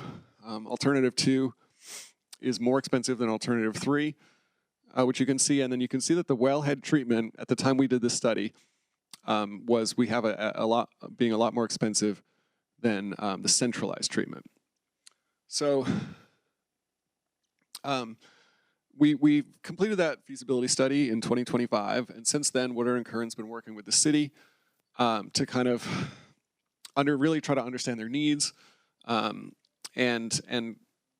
hone in on which of these alternatives are the most feasible and the best alternatives. So the city narrowed the choices to alternatives 2 and 3, and we worked with them to talk more about the individual wellhead treatment options. So at a feasibility study, it's a fairly high-level study as far as design goes, right? So there's not much design. It's mostly a planning document. But the way that you can refine costs as a design engineer is to kind of add more project definition and go a little bit farther in terms of understanding what your project's really going to look like. So we increased the project detail for the wellhead and centralized options to meet the city's needs. And what you can see here is that the wellhead, if you recall from the previous slide, the wellhead was a lot more expensive than the centralized treatment. Through increasing the project detail and definition, what we realized and working with vendors and understanding everything in a higher level of detail is that the wellhead is actually very, very similar to the centralized option in terms of cost. So the feasibility study kind of conclusion is that this Alternative 3 with the interim wellhead treatment, not the centralized option, is the selection. And this provides the city with near-term, affordable, and flexible treatment for Chrome 6. It utilizes the city's existing infrastructure for the foreseeable future while diversifying the city's water sources long-term. That's phase 2 for the surface water. Allows for potential regional partnerships on the surface water treatment plant. It's the least expensive alternative. It defers pipeline infrastructure costs to phase 2. What I mean by that is if we did the centralized option, we'd have to build the pipelines from the wells to the centralized facilities immediately. And so those costs are not needed right now. And it does not commit Patterson to a centralized treatment location at this time. This is just kind of an example of what the treatment option would look like. As I mentioned, we looked at different treatment options, best available technologies to treat Chrome 6. We went the wheat-based anion exchange. It's very favorable in terms of cost, and it also doesn't create a waste stream, which is something that the other treatment options did. RO, for example, right? We talked about that. And so that also saves on cost. You don't have to have a waste stream and deal with waste in that way. What basically you do is there's a resin that goes inside these vessels. and it's switched out. And a vendor will do that for the city. This is kind of larger than we'd have at each well. The one at each well would be a couple of tanks. And then I want to talk about the costs for alternative 3, but just phase 1. So this is for the Chrome 6 treatment, none of the surface water stuff. We did a cost estimate, and we see that the estimated total capital cost is about 20 million, 20.3 million for the individual wellhead WBA treatment. And Xavier, I don't know if you want to ask questions or put questions out there for people. Here to, we'll go ahead and start over here. So you mentioned the third option that the city had selected Yes. would be taking from an agricultural area. It assumed that you would get water from there, correct? Yes, irrigation districts, correct. Irrigation districts. So how, coming from an agricultural background myself, how would that impact us and our water supply in the future as this is implemented? That's a great question. I'm not a water rights expert, but from talking with local irrigation districts, this would be water that they have to sell to us. It's not depleting what they would need, for agriculture. They would have the quantity of water that they would be comfortable selling to the city and sell it to us. Good question.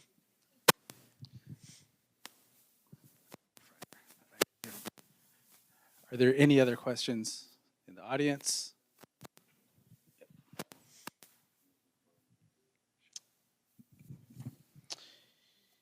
I was just seeing on a couple of these alternatives that there was, a total capital cost, and then there was, I'm trying to look for the word that was right at the bottom of one of these here. Is it net present value? No, something it else, had sorry. to do with kind of interim. That's the word I was looking for. Yeah. Is that included in the capital cost, the interim Chrome 6 treatment? Is that part of the capital cost? Yeah, so this slide here that I have up on the screen, this is right, the interim Chrome 6 wellhead treatment. This was included, that was essentially pulled from these capital costs for the entire alternative. This is just that portion of it. Okay, thank you.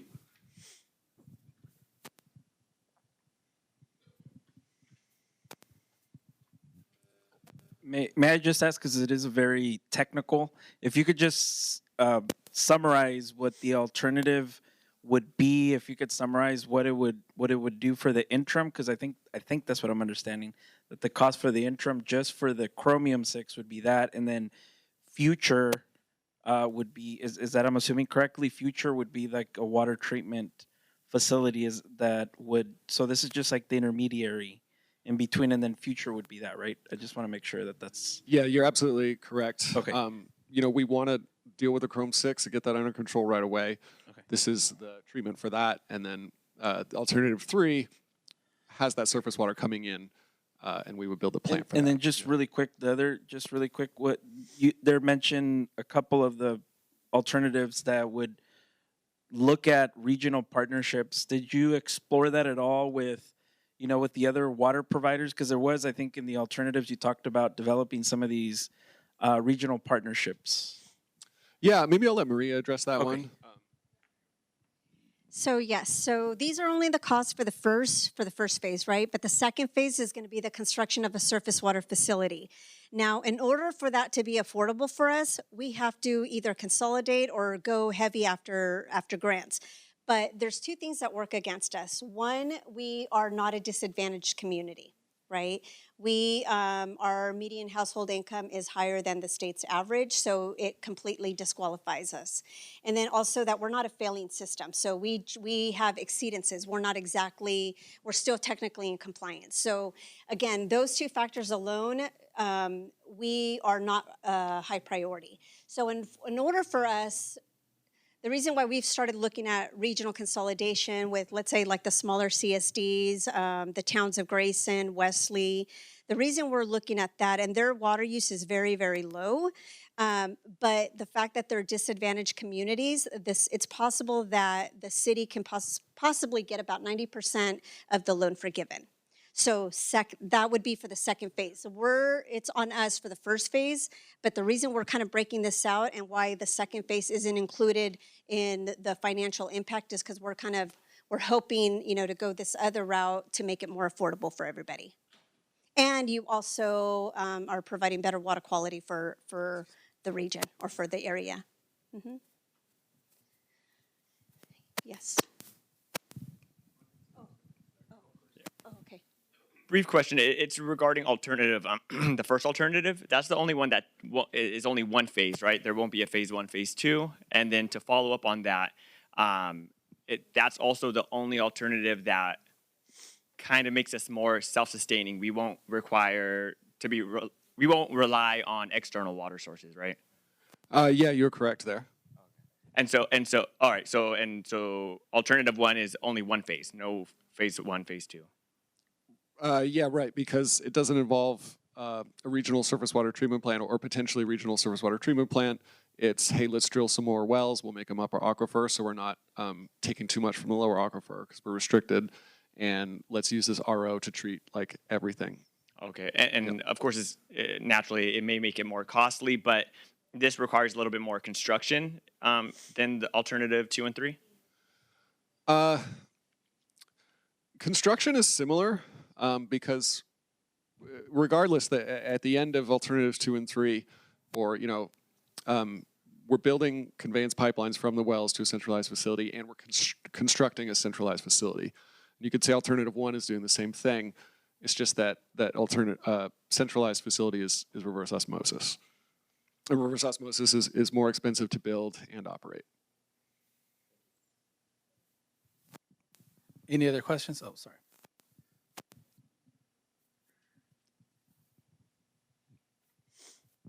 So you described for the scenario 3, was it a RO filtration system or a WBA? It would be the WA, correct? Yeah, for alternative 3, the phase 1, the interim Chrome 6 treatment is WBA, weak-based anion exchange. Okay, and then the plan would be the RO in 2036, whenever the timeline you Good projected. question. Yeah, no, so a surface water treatment plant wouldn't have to be RO, to my understanding. They would be doing something else. Okay. Yeah. And then my second question, is there any risk that other contaminants of concern may be added? Maria mentioned PFAS and other microplastics, because I've been hearing the State Water Board talk about adding other ones, and part of the bureaucracy of them is slowly implementing and adding other ones, maybe like the nitrates, because we saw that happen back then, 2008, 2012, whenever those got added. And then we might see more.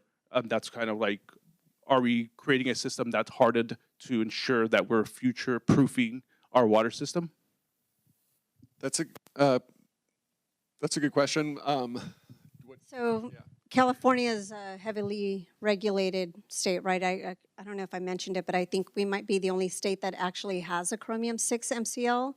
But one of the things that we did evaluate both in the original feasibility study and then in the update, we weren't just looking for something that's going to treat chromium-6, right? We're looking for something that's going to treat nitrates, TDS, but because chromium-6 was a priority and that's where we had the exceedance, we had to find a solution that would treat the chromium. Now, RO is going to treat everything, right? It's going to take everything out, goes through a filtration system, but it's also the most expensive. And then it produces some hazardous waste, and then there's the disposal issue. And then the cost to operate and maintain it. I don't want to say it's unaffordable, but it's unaffordable, But in regards to future regulations, nitrates has its own MCL. Right, TDS is a secondary. It also has its own MCL. PFAS, we had 2 sampling events last year as part of the UCMR rule. We were non-detect, so we don't have to find a technology that's going to also treat PFAS. But yes, California can come up with any other regulation, and at that point, we're going to have to make some adjustments. Mm-hmm. And the water brine. I just got a quick question about the water brine and the wastewater. Where's actually it's going, and if there's a cost to that? Well, in the alternative one example where you use reverse osmosis, right, with a very, very salty kind of brine, potentially could go to the water quality control facility. But, that really increases the loads that they face. They might need to add, extra treatment to kind of handle that brine. And so that's one option. And then there are other things you can do with brine. You could do, I think, land disposal, but that's unlikely to be permitted in the area. We know that brine disposal on land is not great environmentally, and so that likely wouldn't go through. So dealing with the RO brine is definitely a concern. And all communities and other municipalities that use RO, it's always a problem. What do we do with this brine? What can we do with it? Yes. I did step out to go to the ladies' room for 1 second, so I apologize if I missed something. But I know you guys talked about that you were going to address the groundwater versus surface water. I'm assuming it was part of this study. And one of the things I did do while I was sitting here was I did notice that some of the cities, like I think I saw like Modesto uses surface water, and that's why they don't have these issues anymore. I'll double check, but I think it was Modesto. So did you guys do studies around that? And, how did we come up with this, which is really disturbing to see that both the wellhead and the centralized is the same price? Because we were told something completely different last month or 2 months ago. Not by you. Okay, so sorry, the question is, yeah, so I think this feasibility study sought to look at the most feasible potential options for this water, right? And surface water is very attractive, right? Because it gets us, out of the aquifer. And there's this potential for regional partnerships and cost sharing. And surface water, surface water, generally, like groundwater, you pump it up and you hit it with chlorine, right? And that's usually enough in a lot of places, right? And then sometimes, things evolve, right? Like there's been, the Chrome 6 has been slowly elevating, right? And then you have to do something about it. Surface water is generally requires a lot more robust treatment than groundwater. But that doesn't mean it's bad. You just have to, that's part of the reason, that the phase 2, the surface water treatment plant is an expensive option. Partly the quantity, the size, and also, right, you have to treat for a lot more things. And sorry, I'm not sure if that answers your question or not, but.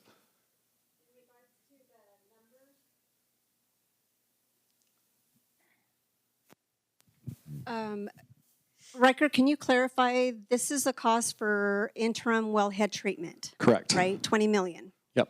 And that, now, what was the cost for, the capital cost for interim centralized? Well, so I didn't separate centralized for this presentation because we were talking about going with wellhead. Here's the, this is for the surface water treatment plant too, right? The capital costs, they're similar. And so I think that centralized is, if you were to take centralized out of this total estimate, like I did for wellhead, I think it would be similar to wellhead, but I can get back to you on that. Yeah, and the only difference was with the centralized, you have to put in about $4 to $5 million worth of conveyance, right? Yes, So with those you would, pipelines I showed, yeah, you would add that to the 20 million. So the cost, that was the difference. That's right, yeah, and that's a good point. It would be similar, but the upfront cost, what the city would have to fund and pay for right away would be approximately $5 million more because we'd have to build, those pipelines to connect the wells to the central facility. So that's one of the reasons, wellhead is a good option. I have a quick question. What's the operating cost? That way the people on Zoom can hear you. What's a quick question? What's the operating cost on a wellhead treatment annually? Because at the end of the day, we still have to look at the operating cost every year versus a centralized treatment? I mean, and how long is that wellhead going to be good for? Good question. I didn't. Maria's gonna. Those costs are going to be captured in Michael's slides in regards to O&M. Okay, yeah, and I didn't break that out for this presentation, but that's a good question. All right, I'm going to go ahead and move to Zoom. Amy, if you could unmute your mic. Hi, apologies that I couldn't be there. I got off work late, but I have quite a few questions. And the first person had kind of touched on the tip of one of the questions that I had. Having been in the agriculture industry and now, you know, being kind of educating myself on SGMA and the Groundwater Management Act, I am curious, like, has there been any kind of talks or studies done with the local water departments as to whether this is even really an attainable option? Because every year the drought kind of gets worse and worse, and then it makes me curious about how that's really going to be sustainable, because you know, farmers get their water curtailed and they're only allowed so many acre feet. The Delta Mendota is federal water, so if we are trying to rely on water from there, you know, that's going to be a difficult thing, as well as like the California aqueduct. So that's my first question is, has there been any real conversations or studies done to where you guys know what the actual acre feet is? So this is Maria. Amy, thank you for your question and your concern. So in regards to SGMA, part of the phase 2 actually incorporates a max. So for example, we're not going to go 100% surface water. We're still going to do groundwater, and we're going to blend. So it takes care of the water quality issues, but it also reduces the reliance on both groundwater and surface water in those dry years or in those drought periods. And what was your second question, Amy? Not sure if I captured that. So my second question is, if that is going to be a scenario where we have to go with option 3, and we're utilizing those, the resin things, what are we looking at as far as when we have to replace those cost-wise? Yeah, so we call it an interim treatment, right? Because it's being implemented before the surface water treatment plant would come online. But these facilities that the city would be constructing are essentially permanent facilities. So the city will have them, own them. They'll be operated, by Will's team. And what happens with if the question's about the resin specifically, they fill these vessels with the resin. They can do calculations to predict how long that resin will last, but obviously it's tested, regardless, so they understand when it's getting low. They switch to a new tank, or there's 2 tanks side by side. They switch to that fresh tank, and then they refill the other tank. They take out the resin, and they refill that tank with resin. And that could be done not indefinitely, but for many, many, many years, the system would last.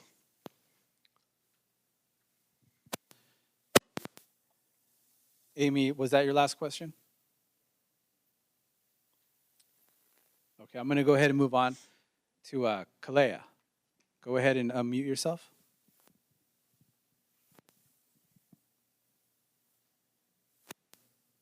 Hello, can you hear me? It's Candace. Actually, my phone was gonna die, so I had to switch. Can you guys hear me? We can. Okay. So 2 things. Oh, actually, more like 4 things. First off, so speaking of unaffordable, something else that's super unaffordable at the city is the fact that we have 2 city managers that make $300,000 a year. So if we're going to start splitting hairs about what's unaffordable and what's not unaffordable, let's start there. Second off, we're a Title I school district. So I'm not entirely sure that this whole "we're not poor enough" is really a good answer. I think the city employees just need to work harder to figure out how we can get a grant. I think we need a grant writer. I think we should ditch our second city manager, and I think we should hire someone on as a grant writer, pay them $100,000 a year, and they'll easily make that salary back. I think in one grant, honestly. Third, imagine how much cheaper this would have been 10 years ago. So if you guys would have done the right thing as city staff 10 years ago, think about how much different our community would be. Imagine how many more of our children would still be here if we had taken action before it was legally required. And I know that this doesn't really touch on that topic, but I think this might be my only opportunity because I have a feeling you guys are going to shut off the Zoom soon because you're sick of hearing from me. But I would like to draw attention to something that was in the audience. A family, mother and father of a little boy. I want to read his story, but I want this pipe brought up so that everybody can see this. So unfortunately, the parents, this is too raw for them, so they're not going to come up here and speak. But I do have permission to read this to you guys.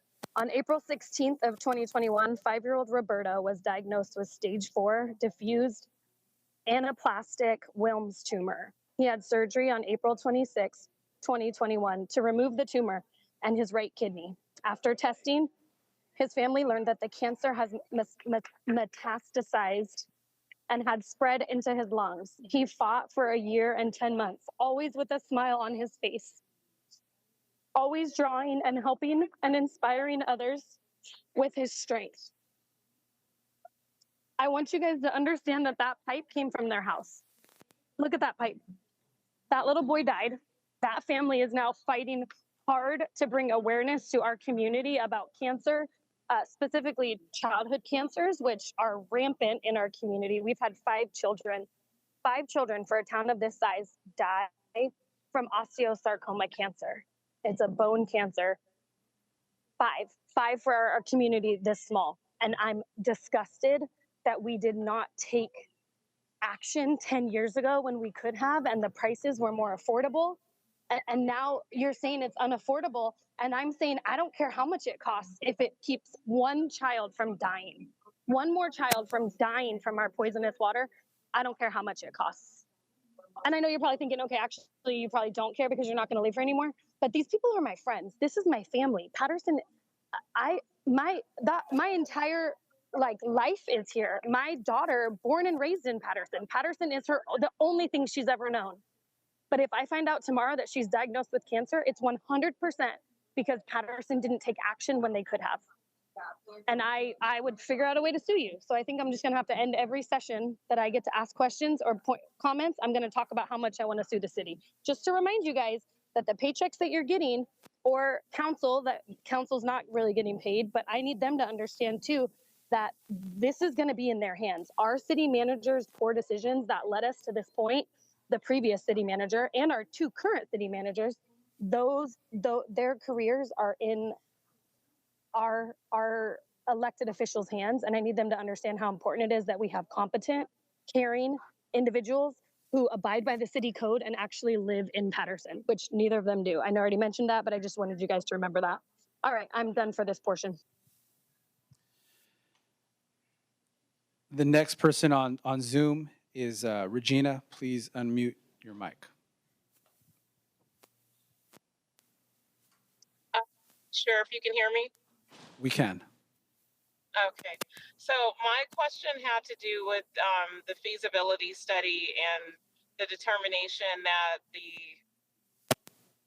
option 3 was the best option. It does seem, I know phase 1 is kind of on us, and phase 2 costs seem to be based on the feasibility of us partnering with other water districts. I want to know, and someone touched on it but didn't quite ask the question that I wanted asked, is how realistic is that partnership? And if that partnership isn't attained, if we're not able to do that, then is this option still the most affordable and logical option and keeps us able to continue to comply? Like, how flexible is this system for the future? I guess my biggest concern here is that so much of our government, not just in city government, but in general, is so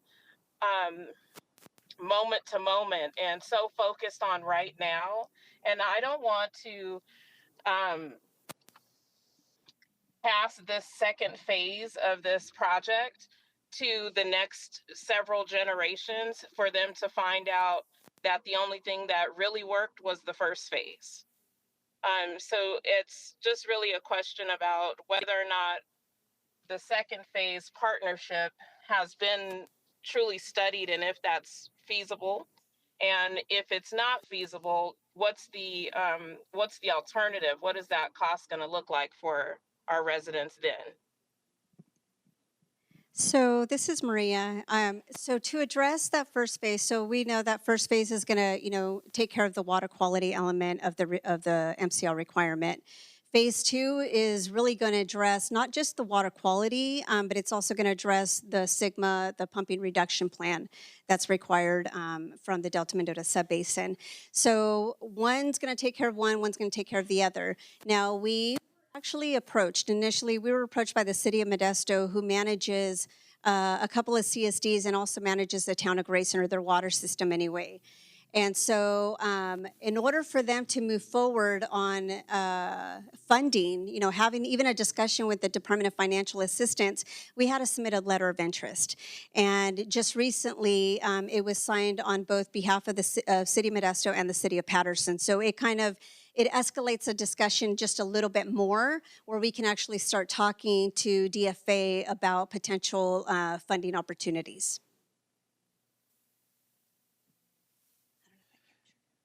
Okay, the next person on Zoom is Diana.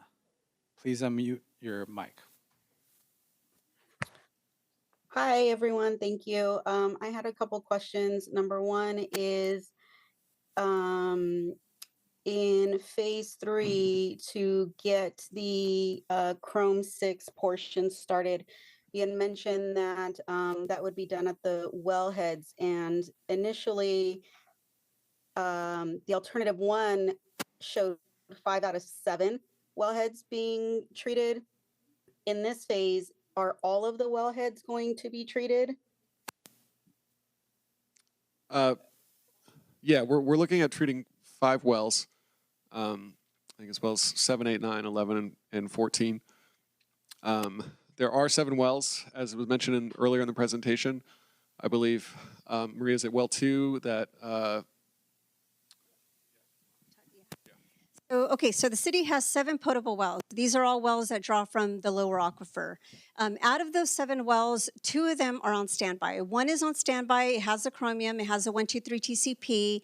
And then that one's been on standby. It's been off since 2019, I believe, or maybe a little bit after that. The other well is on standby. It was well 2. That's the one that's over here by behind the church off of North 5th Street. That one was on standby for TCE, but it also has chromium. But that well, we recently took it off of standby, and it's now on inactive status, and meaning it's never going to be connected to the city's distribution system again. We kind of pondered whether or not, do we repair it? Or actually, we did repair it because it was still on standby. But this well, it's a 1947 well. The bottom 200 feet collapsed at one point. When that happened, I'm not sure, but it started to introduce different constituents in the water. So it went on standby. It now has been switched over to inactive. But as of right now, we have the remaining 5. All of those we have exceedances at all 5 sites.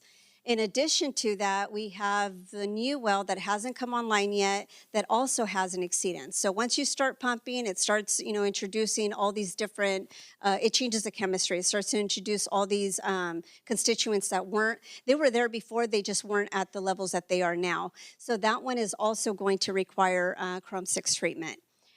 There is one well, well 5, that one's the one that's at Felipe Garza Park. So Riker kind of showed a picture. Now the actual treatment, depending on the capacity of each site, there's not enough of a footprint at Felipe Garza Park or where the well site's located now. So we would actually have to be, we may have to move the playground. We might have to do some reconfiguring of the site in order to put one of these vessels or this type of media out there. So it's possible that because of its age and because of its location and the restrictions on the footprint, we might abandon that well. That still has to be decided. But again, right now, the costs that you're seeing is for the mitigation of the 5 wells. Okay, and it doesn't include the new well that we know that is going to need to be treated. So if we take well 5 and we add 14, it's still the 5. Okay, I see. Thank you. And then are we going to need to add one in addition to that since there are 2 that are currently down? And is that included in this? So so the pumping reduction plan that's required by SGMA, it restricts us. It says, you are in overdraft, you have to reduce how much water you're actually extracting from the lower aquifer. So we have a max pumping limit of 2,626 acre feet. Right now we pump about 4,000. So we can get by with a capacity that the 5 wells are producing. So technically we don't need to construct another well, but we do have that ability if we wanted to, because we had a well that went down, we can actually construct a new one without getting, going through a heavy EIR process or having issues with the adjacent groundwater sustainability agencies. So if we have the capacity now to service the public, so there's not a plan for an additional well right now. Okay. And then last question is, we knew this was coming up. So is this something that was factored into the fiscal budget? So we actually, Michael DeGroot, who's our next speaker, he is with Bartle Wells. Michael worked on the 2017 water rate study as well as the 2022 water rate study, but he's also done the rate studies for all the other utilities. But he will actually go into, the water rates? He will actually go, he has a couple of slides that will address that issue, or we'll talk about that issue.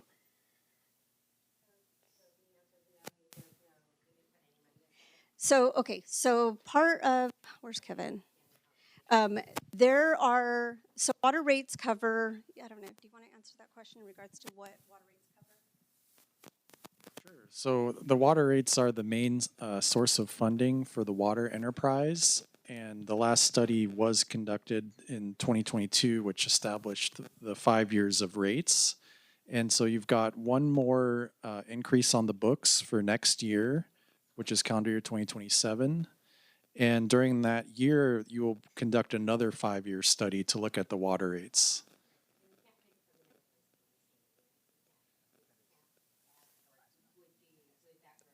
You would grab the money from is the enterprise fund. Right, it's a self-supporting enterprise fund. Okay. So did we put money aside for these things? So we do, part of what's collected is to help with either feasibility, technical studies, just basically groundwater management. So everything that we spent on Chromium 6 so far regarding like the feasibility study, grant applications, everything that we've spent so far is coming from that fund. So money is set aside, not specifically for Chrome 6, but for these type of activities. Now, when that rate study was done, it was done in 2022, Chrome 6 wasn't, the MCL wasn't yet established. But because calendar year 2027 is the last year of that 5-year rate study, it's pretty sure that by that time by the time we start that water rate study, we're already gonna know what the debt service is gonna be. So I think just to reiterate that question though, since we've known that we have this issue for 12 years, have we set aside money, whether it's general fund, enterprise fund, have we put money aside to address this? Yeah, money has been set aside to get us to full design. To get a what? To get us to full design. By that time, we'll know what the improvements are going to cost. So when we go, whatever debt service, whether it's a loan, grant, legislative request, whatever it is, we'll know what the cost is going to be. That's going to be as part of the debt service that's going to be included in the rate study, unless we're able to offset some of those costs before. And we will go, there are some slides for the financial strategy as well. Sorry, full design means what? Full design, do you want to? Yeah, just briefly, full design means 100% complete final design, sealed and stamped. Well, they're design plans, but they're sealed by a professional engineer, so they're designs that you can then give to a contractor to build.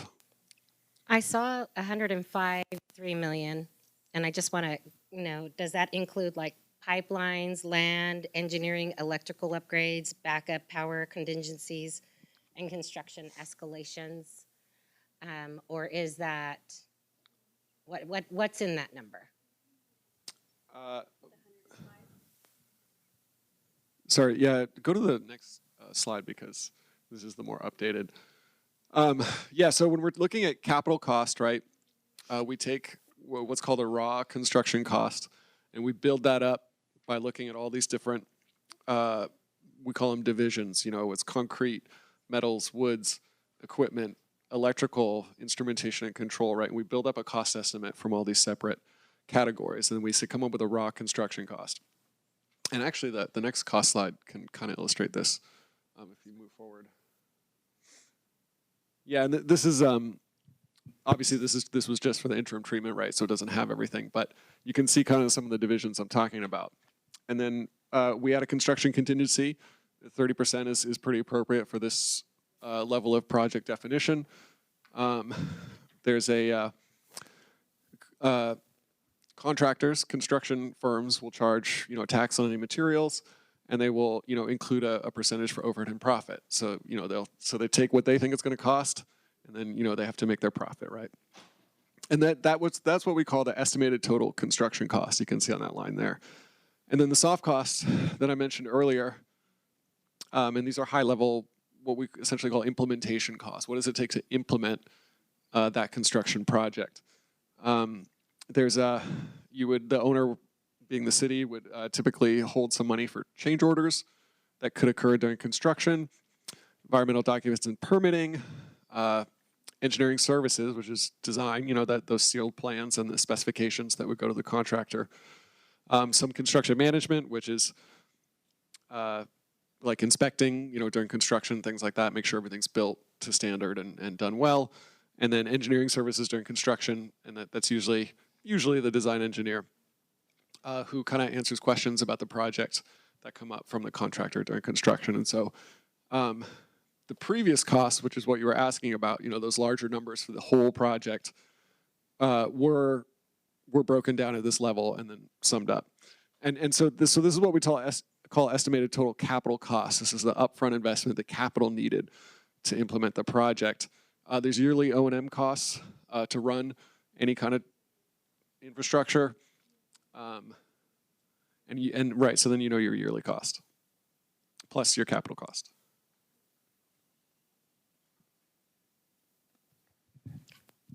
Let's get on my mic. I just want to say, thank you. So at the moment, we don't have any money set aside for, if we went with this alternative right here, and we wanted to start breaking ground on phase one. Right now, we don't have a piggy bank that has 20 million in it to get started on that. Any money that we do have set aside is just the blueprints to turn in to get started on that.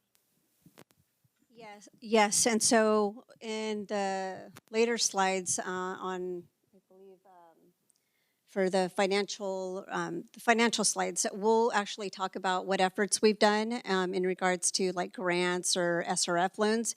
But one of the things that you can't really submit, like if you're trying to go after SRF money, which sometimes has like a loan forgiveness element to it, you have to submit a general application. That includes financial, environmental, your design has to be at least 60%. Sometimes you can barely get by if you introduce like a basis of design report, but some, and again, those shovel-ready projects will, and depending on the category, whether they're DACs or not, will have higher priority, but it has to be at least, basis of design report, or at least at the 60% level before we can actually submit a full application, and then based on the improvements, know what your capital costs are going to be, or your needs, your financing needs. And at that point, we can start, okay, when we open up that water rate study, or if we're looking for alternative funding or cost recovery programs of any sort, at that point, we'll know what our needs are going to be. So once we identify that, and again, I'll talk about this again in the slide, but once we identify that, then you're going to know what your true costs are going to be. But for now, we have enough to set aside to get us through the design element, and the rest of the costs will be recovered through additional funding sources.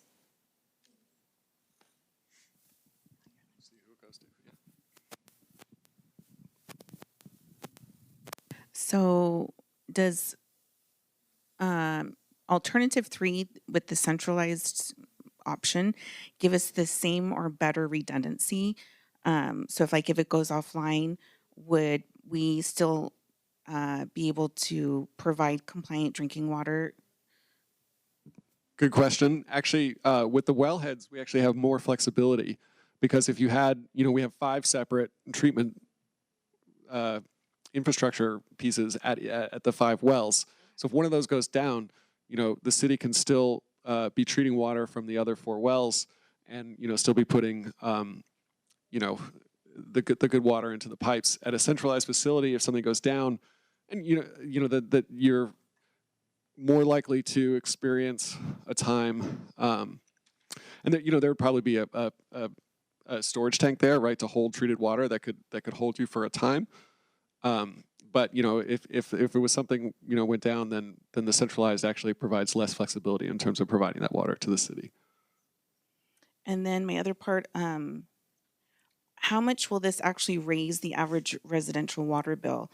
I think a lot of us citizens would like to see the for each alternative how much it's going to go up, like monthly cost. Yeah, no, that's great, and that will be the next part of the presentation. Michael took the numbers that I came up with for construction, capital cost, et cetera, and he did the rate study, which he will be presenting on presumably soon. And then just one last clarifying question, because I couldn't really hear. I think it was answered over there. The interim, the 20 million, that goes towards our main goal. It's part of the long-term solution. That 20 was pulled from the 97 or the 100. So essentially, it's approximately 80 million capital. Yeah, correct.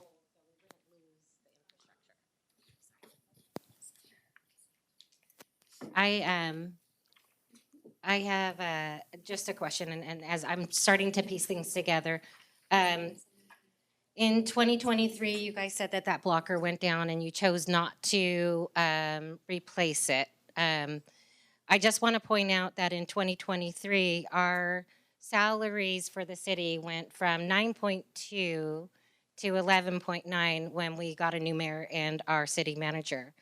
As an example, Maria here went from 77,000 to 110,000. She got a $33,000 raise. Sonia Delgado, our Deputy Director of Regulatory Compliance, she went from 101,000 to 123,000. Mike Willett, he went from 156,000 to 196,000 from 2022 to 2023. There's a list of about 12 to 16 suspect salaries, and they're all on the top head of this. So in 2022, before we got our new management, we were at like 860,000 in our executive branch as far as salaries. In 2023, that doubled to over 1.6 million. And the amount of folks that we have actually working within those, it didn't change very much. It's all in there, available online. Mike let me know that when he gave them all the raises, that you can go and look online. You could see how well paid everybody is. So I just wanted to share that with everybody. It's disappointing to hear that you couldn't replace the blocker, but you all received these really large raises at the exact same time. And the exact same time that little boy was fighting for his life.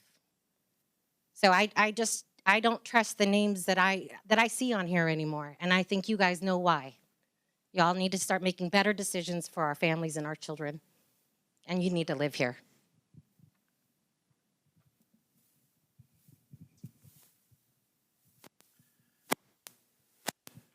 Okay, I don't think there's any more questions, so we'll go ahead and move to the next presentation. Oh, sorry. There's one on Zoom. Amy, can you please unmute yourself?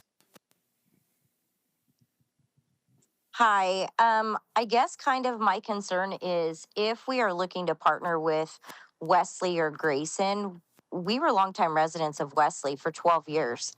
And unfortunately, that little boy that passed away, that's Roberto. My daughter had the same type of cancer, and we lived in Wesley. So my concern would be if we are looking to partner with them for us to make a difference in what our groundwater is going to be. Has anybody bothered testing any of the water in those areas? Because my daughter, we lived on a well and we went from one well to another well.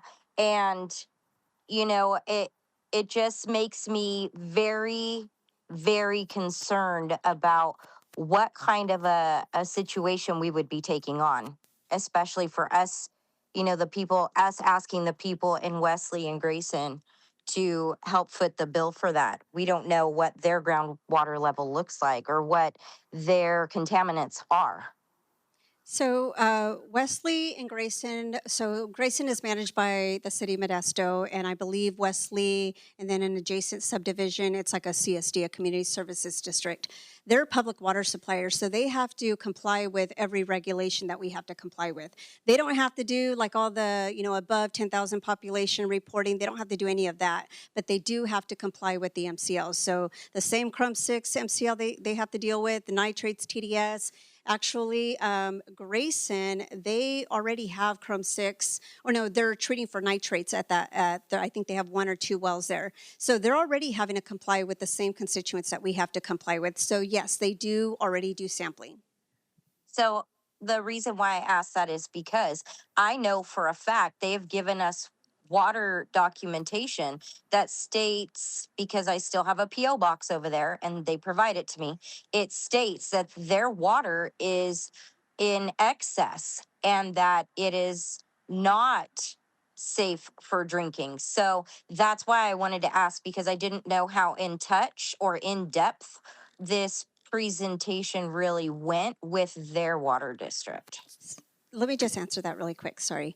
So that is one of the reasons why we were approached by City of Modesto to begin with, because of the water quality issues in those smaller towns. So by consolidating and blending, they are getting a much better situation than what they have now. So again, that was one of the reasons why they reached out for those reasons alone. Yeah, and I just wanted to clarify, because the way I'm hearing the question is, you're thinking that we would be using part of Grayson's or Wesley's water, but we wouldn't be. We would actually have a surface water treatment plant that would service Grayson and Wesley. We wouldn't be using their water. Yes, and we would literally, it would go with, there would have to be a conveyance system that gets constructed, so we'd be piping water there and not back. Okay, and my other question would be, would that be servicing the elementary school there? It depends on whether they're part of the CSD. There's a couple of CSDs out there. I'm not too familiar what services what, but it's, as far as I know, and the gentleman that just left from VIP, he knows about this, but there's at least a couple of CSDs out there, and I know there's another CSD in between here in Wesley. Okay, because yeah, my daughter went to Grayson Elementary when she was diagnosed with a Wilms tumor, kidney cancer, and so the water there is a concern as well. Yes. Thank you Okay, for all your questions. I just wanted to kind of remind everybody that we do still have 2 more presentations, but we have one more question on Zoom, and it is Candace. Go ahead and unmute yourself. Okay, I am super happy that Amy just spoke because the family that I was speaking on behalf of, they're there because they know that the water could have been very likely the cause of what gave their child cancer and eventually took their child's life. Amy went through that same trauma and praise the Lord that her daughter beat it. But like we're real people. This community is filled with real people whose children have gotten tumors and the miscarriages and the eczema and all the things that this water. So I'm like angry that we're just now trying to maybe we should make a decision on how to fix it. When I've been literally since I moved here, have been looking like the crazy water lady yelling at you guys about this. And we're just now like, okay, and maybe now we should take it seriously because the government told you to. No, you should have to look in the face every single parent, the Shalleys, I'm like blanking on everyone's name right now. Every single child. Angel passed away. Jeremiah passed away. Seth Fairchild passed away. All these people that have died of cancer. And you can say maybe it's not the water. It most likely is. And if you can prove it's not the water, then show me what it is. Because I can show you that, like you said, you'd love to say that 0.02 parts per billion because that's my favorite number. 0.02 parts per billion will cause cancer, 1 in a million. What is ours at? 30 parts per billion. Do the math. Move that decimal point as many places as you need to get to 30 parts per billion. That's why we have this problem. So, and I do think that there might be something fishy going on with the fact that now we want to use surface water, and then we got a canal that's trying to be built. We got a data center that's trying to be built. Or sorry, not a canal. A dam Reservoir. that's trying to be built. So I'm just, I'm honestly so fired up, but not in a good way. Like I'm angry for the community that's going to have to deal with the poor decisions that happened 10, 15 years ago and your lack of action. So I just need that to be said before I have a heart attack, which is likely going to happen soon to them. So frustrated. Thank you. Okay, we'll go ahead and end that section of questions, and we'll move on to the next presenter. So this is Michael DeGroot. Michael's with Bartle Wells, again, worked on the 2017 and the 2022 rate study.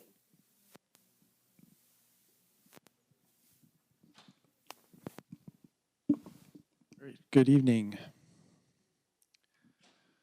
So I'm going to be going over kind of the financial aspect of what this Chrome 6 project means for your rates. And I first want to start with your water rates because this is the main source of funding for the water enterprise. And what you can see here on this slide is your adopted rates. So the city last conducted a study in 2022, which established 5 years of water rates. And you can see that they adopted 2% annual increases each year for 5 years. So the city's really taken a gradual approach to increasing the rates at a very low level.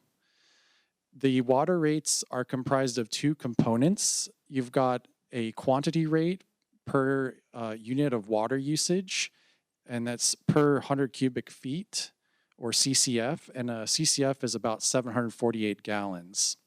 So for the first 13 units that a customer uses in a given month, they pay the Tier 1 rate, which for this year is currently $2.97. And for any unit above the first 13 units, they pay the Tier 2 rate, which is currently $4.13 per unit.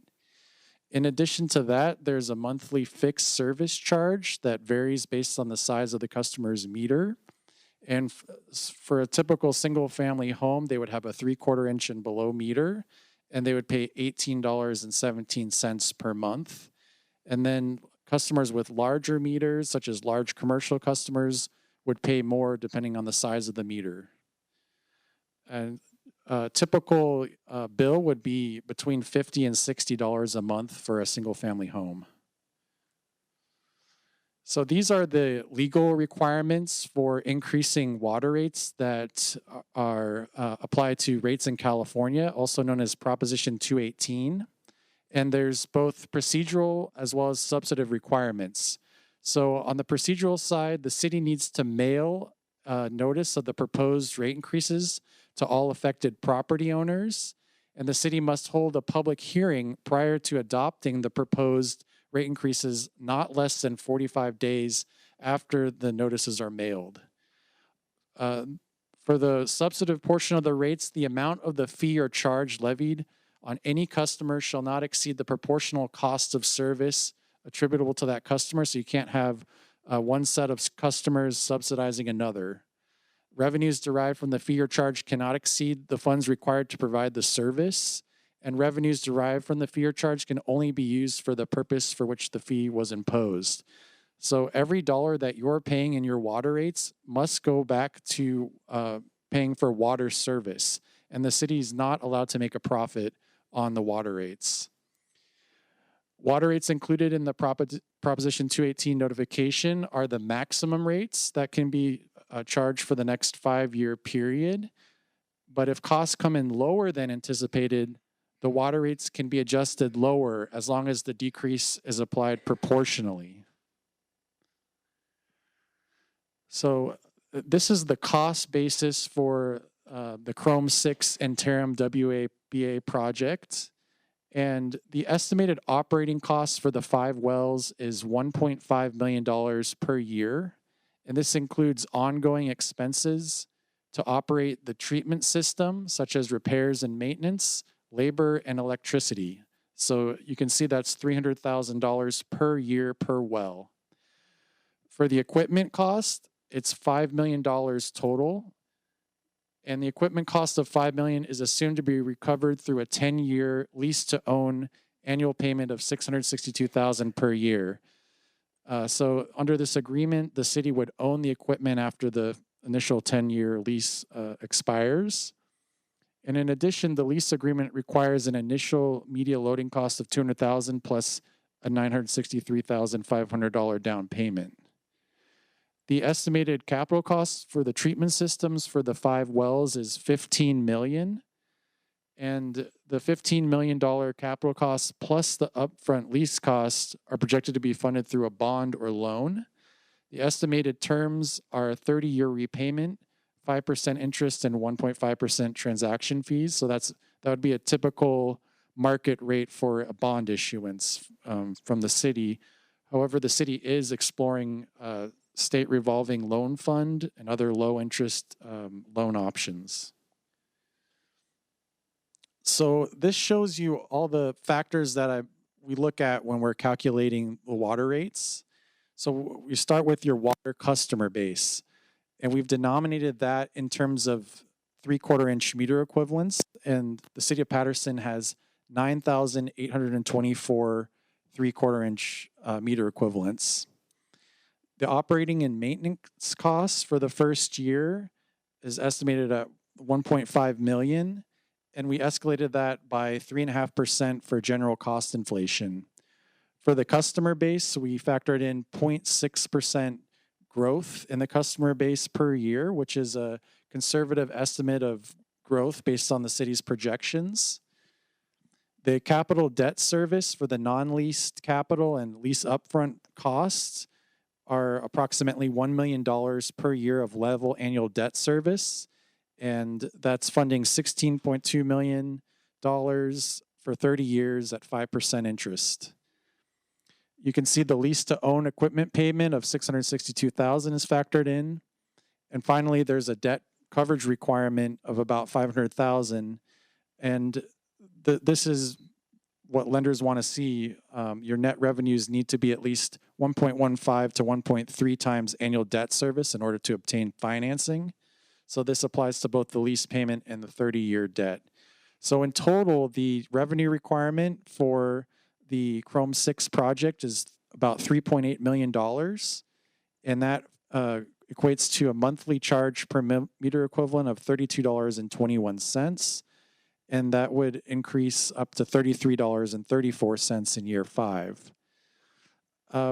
Something you probably heard in the presentation is that the Chrome 6 treatment wouldn't be constructed until September of 2030. So there's an opportunity here to phase in this charge over time. And about $13 to $14 of this charge is due to the operating cost.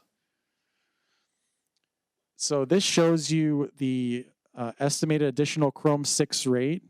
And you can see that it varies based on the size of the meter, where larger meters pay more in proportion to the size and estimated capacity of the meter. And once again, the typical single-family home has a 3/4 inch or below meter. So they would pay $32.21, and that would gradually increase to $33.34 in year 5.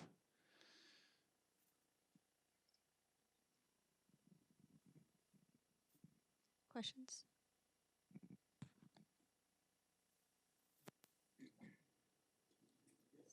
Second, I'm going to go ahead and start here. All right, so looking at this, so are we saying the only change in the rate is the monthly fixed rate, the meter size rate? Oh, so this is in addition to the existing charges that I went over prior. So this would be an additional charge to your current rates. Okay, so if I'm looking at the numbers, right? So for 2027, it's showing $18.53. Right? Okay. Right there. 3/4 and below $18.53, right? So you're saying that 32 is in addition to this 18? That's right, yes. Okay, so we're talking about a $32 increase every month for everyone. So it would be a one-time, addition of the $32. Right. But you're not changing the quantity rates, is that correct? No, so this new project would just be funded on the fixed charge. That's not much. You say one-time charge, what do you mean? Right, so currently you're paying $18.17 plus a variable charge of $2.97 for the first 13 units. So a typical user uses about 13 units, so the current bill is around $56 per month for a single-family home. This would add another $32 a month on top of that. Another what? $32. So that's all you're asking is $32 from the community to pay monthly. Right, so yeah, so it would be just an additional charge on your bill of about $32. It's an additional of $32 a month. So the $32 is in addition to what you're already paying right now for water? Yeah. Yep. So that's what I'm saying, an additional of 32, that's all you're asking? Yes. For the phase one improvements. But again, this is calendar year 2027 is the last year of the current 5-year rate study. So the $32 doesn't consider any additional expense that's going to be projected out within the next 5 years, like other improvements, like if you need, equipment cost, the gradual, I think this last rate study, we increased it by 2% to capture any increasing cost due to, just regular increases. Okay, so, sorry. I'm a little irritated. You've known for how many years, since I moved here in 2020, that there's been a water issue. You're saying we could have already just been paying $30 a month extra this whole time, and we could have been down, making a dent in what we owe? So you guys have been getting paid that much extra in bonuses with, what I did the math. If we would have not had, and I propose, City Council, please put this on an agenda to propose no more extra bonuses or raises for city top paying earners for the remainder of what we're going to be doing this for years. This is ridiculous. We're paying this much money. We could have saved, and we could have been also saving towards this whole time, just paying 30, 50. I think all would have paid that monthly to save lives. That is ridiculous that that many kids have the same cancer. And that's unheard of. That's unheard of. And I'm sorry, I'm really irritated right now. So just to kind of comment on that, so the last time that we did the water or feasibility study, the minimum cost was 65 million. I'm sorry, Maria, nothing you can say right now will make this better. You guys have been sitting on this for 7 years, knowing that we are gonna have to do something about our water. And you guys did nothing. You could have just said, hey, this is an issue. We know it's gonna come. We know California, as you said, has the most stringent laws there is. We would have paid $30 a month extra all this time, and we could have already been in a much better place. So 7 years ago or 10 years the last time, actually even in 2022, it wasn't $32, it was $100. So if you, we can provide, I don't know if we have that PowerPoint on our website or on the Chrome 6 page, but we No, because you factor didn't even in- have a PowerPoint last time. It's based on the minimum cost and then the max cost. And so Bartle Wells also did the financial analysis back in 2022. Again, that would have been these increases would have been based off of the 65 million. This is based off of 20 million. If the money just goes towards, you guys can't use it for anything else, and the money goes towards the water issue, I think your whole Patterson community would have gladly just paid something. You didn't have to have the numbers correct. Just say, hey, we know this is coming. We're going to be proactive, and we're going to just everyone do their fair share. We would have gladly paid $30. I just want to know who's making these decisions. That's what I want to know. You said, from what I understand, you're the program manager as of 2022. You've been with the water program this whole time. And then you report up to Sonia, and so Sonia reports up to Mike Willett. So did all of you guys decide, or did our council members decide who's making these decisions? Because I know it's not the community, because we know the last time you did a workshop was in 2022. Yes. So which decision are you asking about specifically? Whether we move forward and do anything. Anything. Literally, you guys have done absolutely nothing except for get more money in your pockets. That's literally all you guys have done on this issue. You haven't done one single thing to make our water better. And when you did, you chose not to fix that blocker, whatever it would have cost. $50,000 for that blocker. Maria, you got a $37,000 raise. All these raises that you guys got at the same time when you said, I can't afford, we as a city can't afford it, is ridiculous. If you guys want 1% more to run this city, which you need it, as of right now, I say no, because I have been watching and I see that you guys are wasting our money. But if you were to say the 1% is going to be used to fix our water 100%, you got my vote. But you guys put out a 1% with all the criteria that says we will do whatever we want with it.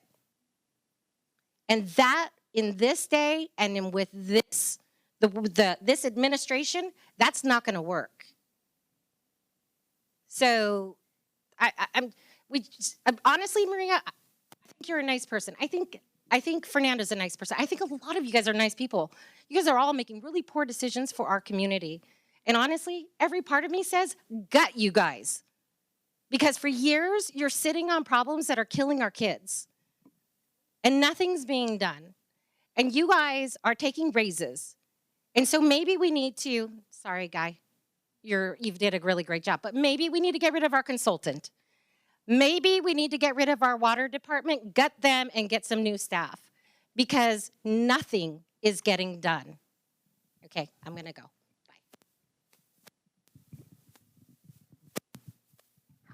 I just believe that we need more transparency. I think that's the answer here. Also, Candace did touch a little subject. It's data centers. Is that something that actually Patterson is going to build and future plan? Does anybody know about that? I don't know. I know there's a moratorium, but I don't know of any plans to build any data center. Okay, just just I've been working in data centers for about over 15 years. I mean, there's three. I mean, it's not really a data center building. It's actually an industrial complex, and it takes a lot of water and a lot of power to have that. So that's if that's going to be a future project, got to put that in the numbers too.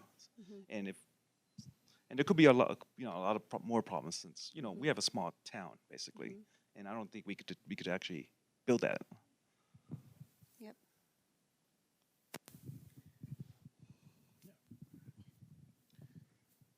Are there any questions on, oh, sorry. Hi, is this on? Okay, my question is, you're going to propose to have an RO for the whole water through the whole city, which is fine. I'm fine with that. But we use that water for flushing the toilets, the showers, watering the lawns. That seems like a lot of waste of money for an RO system. Why don't we have each household get money or a grant to put in a full house water system, RO, in our own homes? And so got to be less than $100 million to have each home have their own RO system for the whole house, rather than the whole water, the lawns, the streets, whatever else we use the water for. You ought to be more conducive to have it give people the money to filter their own homes at home. So yes, so we've done the math before to outfit every account or every building or house within Patterson. It's going to cost about $8 million, right? And we know that RO systems, point of use devices, they actually do work. It filters out everything out of the water. However, it doesn't address compliance with the water board. So we're not going to be able to go and sample every property. We're still going to have this problem. We still have to treat it at the source.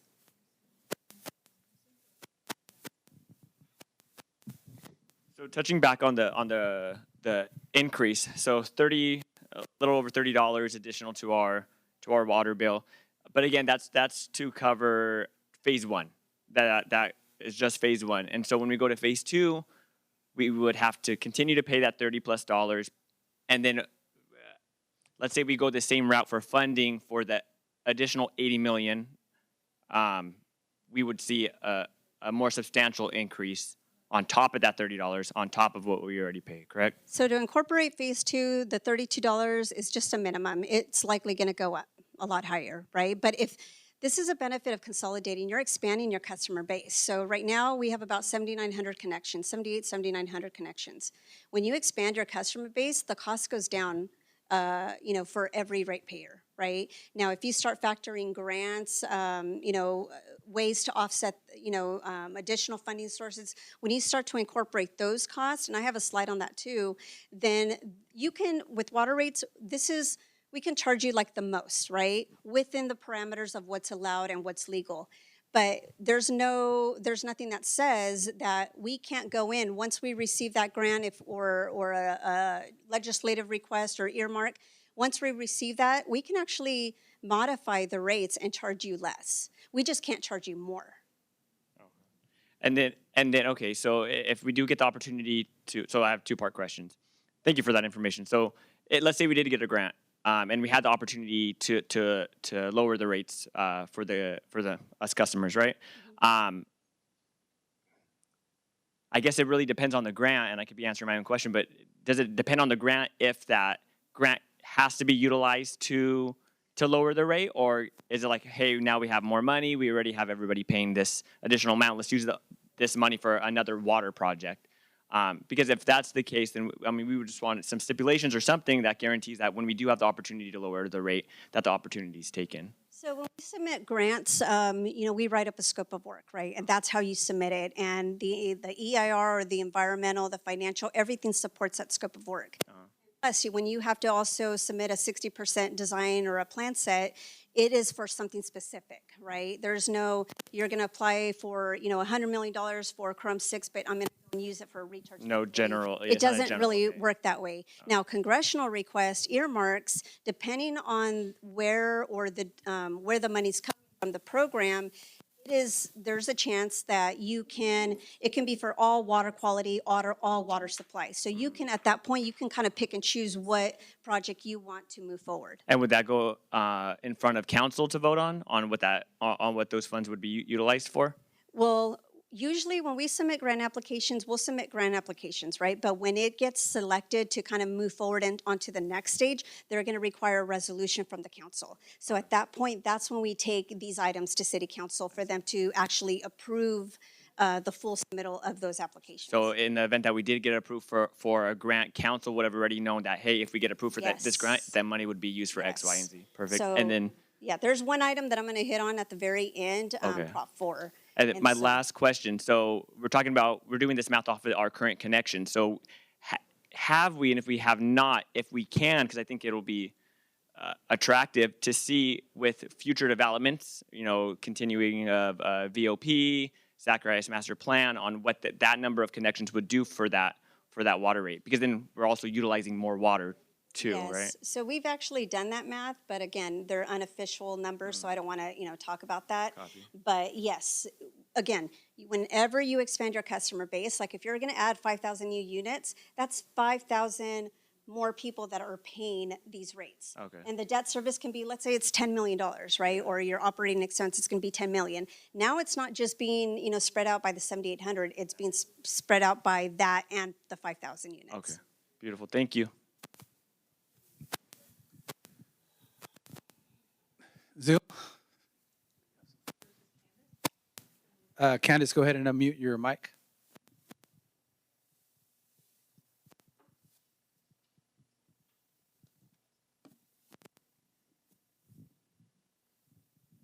Candace? Sorry, I couldn't get it to unmute. Okay, that was kind of a lot to unpack. First off, I'm super concerned that like a couple months ago, maybe it was only a month ago, this last month has been crazy, so I could be off on my numbers, but Maria stated in a city council meeting that we were moving forward with wellhead treatment. Maria, can you touch on what has changed between then and now? Where's Riker? Not much has changed. We just needed to have this meeting to kind of get everybody's comments before we can actually formally make a recommendation to the city council. And so this has been, we've been trying to get this scheduled for some time, but that's what we were waiting for. Okay, this next question is for you too, and don't lie because the Lord is watching. When was the last time that you legitimately looked into a grant for Patterson specifically dealing with our water? Like date, month, and then what were the specifics of that grant? So I can touch on those, that information on the next slides. Okay, and then I just want to like reiterate that you can't really put a price on our children's health and safety. So if you would have told me that my water bill is going to be $100 more a month 3, 4, 5, 10 years ago, I would have been okay with that because I cannot put a price on those children's lives that I watched all of my friends watch their children die. Like, so $100, yes, that's a lot for some people, and maybe the city could do like a hardship kind of grant where your water bill is not going to go up and the city foots the bill for the people who couldn't afford it. But like, my husband makes good money, which allows me to stay home, and if that means that we can clean our water and allow our water to be safe to drink and swim in, I say, let's do it. If it means that I don't have to watch all my friends go through countless miscarriages, I know that that's the water that's doing that. And I want to remind everyone, I know Aaron Brockovich, the movie, is just a movie, but it is based on a real life situation, very real life situation. And at one point when Aaron Brockovich is talking to that mother, and that mother makes the connection that it's the water that's poison, and the look on her face as she runs outside and pulls her daughter out of the swimming pool is something that is so ingrained in my mind because we have kids swimming in this water. It's 110 degrees, right? Like it's gonna be 100 all next week. How many of us are gonna have kids in our pools or going to the aquatic center? They bathe in it, they shower in it. Like, your skin is your biggest organ. I don't need to keep repeating all of these facts, but I feel like this is why I'm so fired up. I think this is why Yolanda's fired up. This is why Kat's fired up. This is why Amy's fired up. Like, these are our children's lives. And you guys might not love your children, so maybe you don't care if your children get cancer and you have to watch them battle it and then your children die. Maybe you don't care about that. I care a lot about having to watch my friends watch their children die of cancer, watch their wives have miscarriages, watch their children struggle with eczema. And you guys could have been fixing it 10 years ago. And I'm pissed off about it. But please tell me the last time that you legitimately looked into a grant. I know you said you're going to answer that next, so I can't wait to hear it. Okay, the next person on Zoom is Diana. You can go ahead and unmute. Thank you. I also agree that we can't put a price on the lives of our children. And if it would have been done a long time ago, I think we would have been in a better place, like she said. But I'm happy to just see this moving forward. I do have a question about the grants really quick. So you said you're going to touch base on it. So maybe you'll touch base then. I'm not familiar with grants. So are they a year-long thing? Is it like a fiscal year? Is it a calendar year? And then what is that application process? You touch base on it, but is it something that we feel like that we can get? Just if you can touch base on that, because I'm new to the grants. Sure. So it all depends on the program. Like, you know, the last SRF application that we submitted, it took almost 2 years to, from the time we applied to when we actually received the funding. But it all depends. The Bureau of Reclamation is very different from grants that are put out by the Water Board. Again, it all depends on the type of grants, but there's the time to apply, then there's the, and then there's the writing part, or if we're doing that in-house. But there's also the time to administer the grant. So again, every funding or every program is different. The grants that we apply for, like the Air Pollution Control District, those are probably the easiest. That's where we get money for like EV vehicles or to reduce emissions. The applications for water are usually very, very competitive because everybody has a need. Transportation grants, Tiffany can speak on that, but those are, would you say, a little bit easier than, you know, something that becomes competitive? It all depends on the program. So there's not one straight answer that would cover everything. Sure. And are we going to need a grant to start on phase 1? I'm hoping for a grant, but we definitely need to obtain funding to be able to do the construction. Yes. Because you mentioned 2 years, so are we thinking 2 years for phase 1? That's the time to, like for the drinking water or the clean water SRF, the State Revolving Fund program, it takes a long time from when you apply to when you actually can start collecting funds or getting reimbursed for improvements.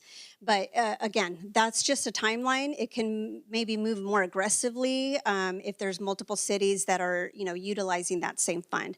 But again, it all depends on the type of program. Okay.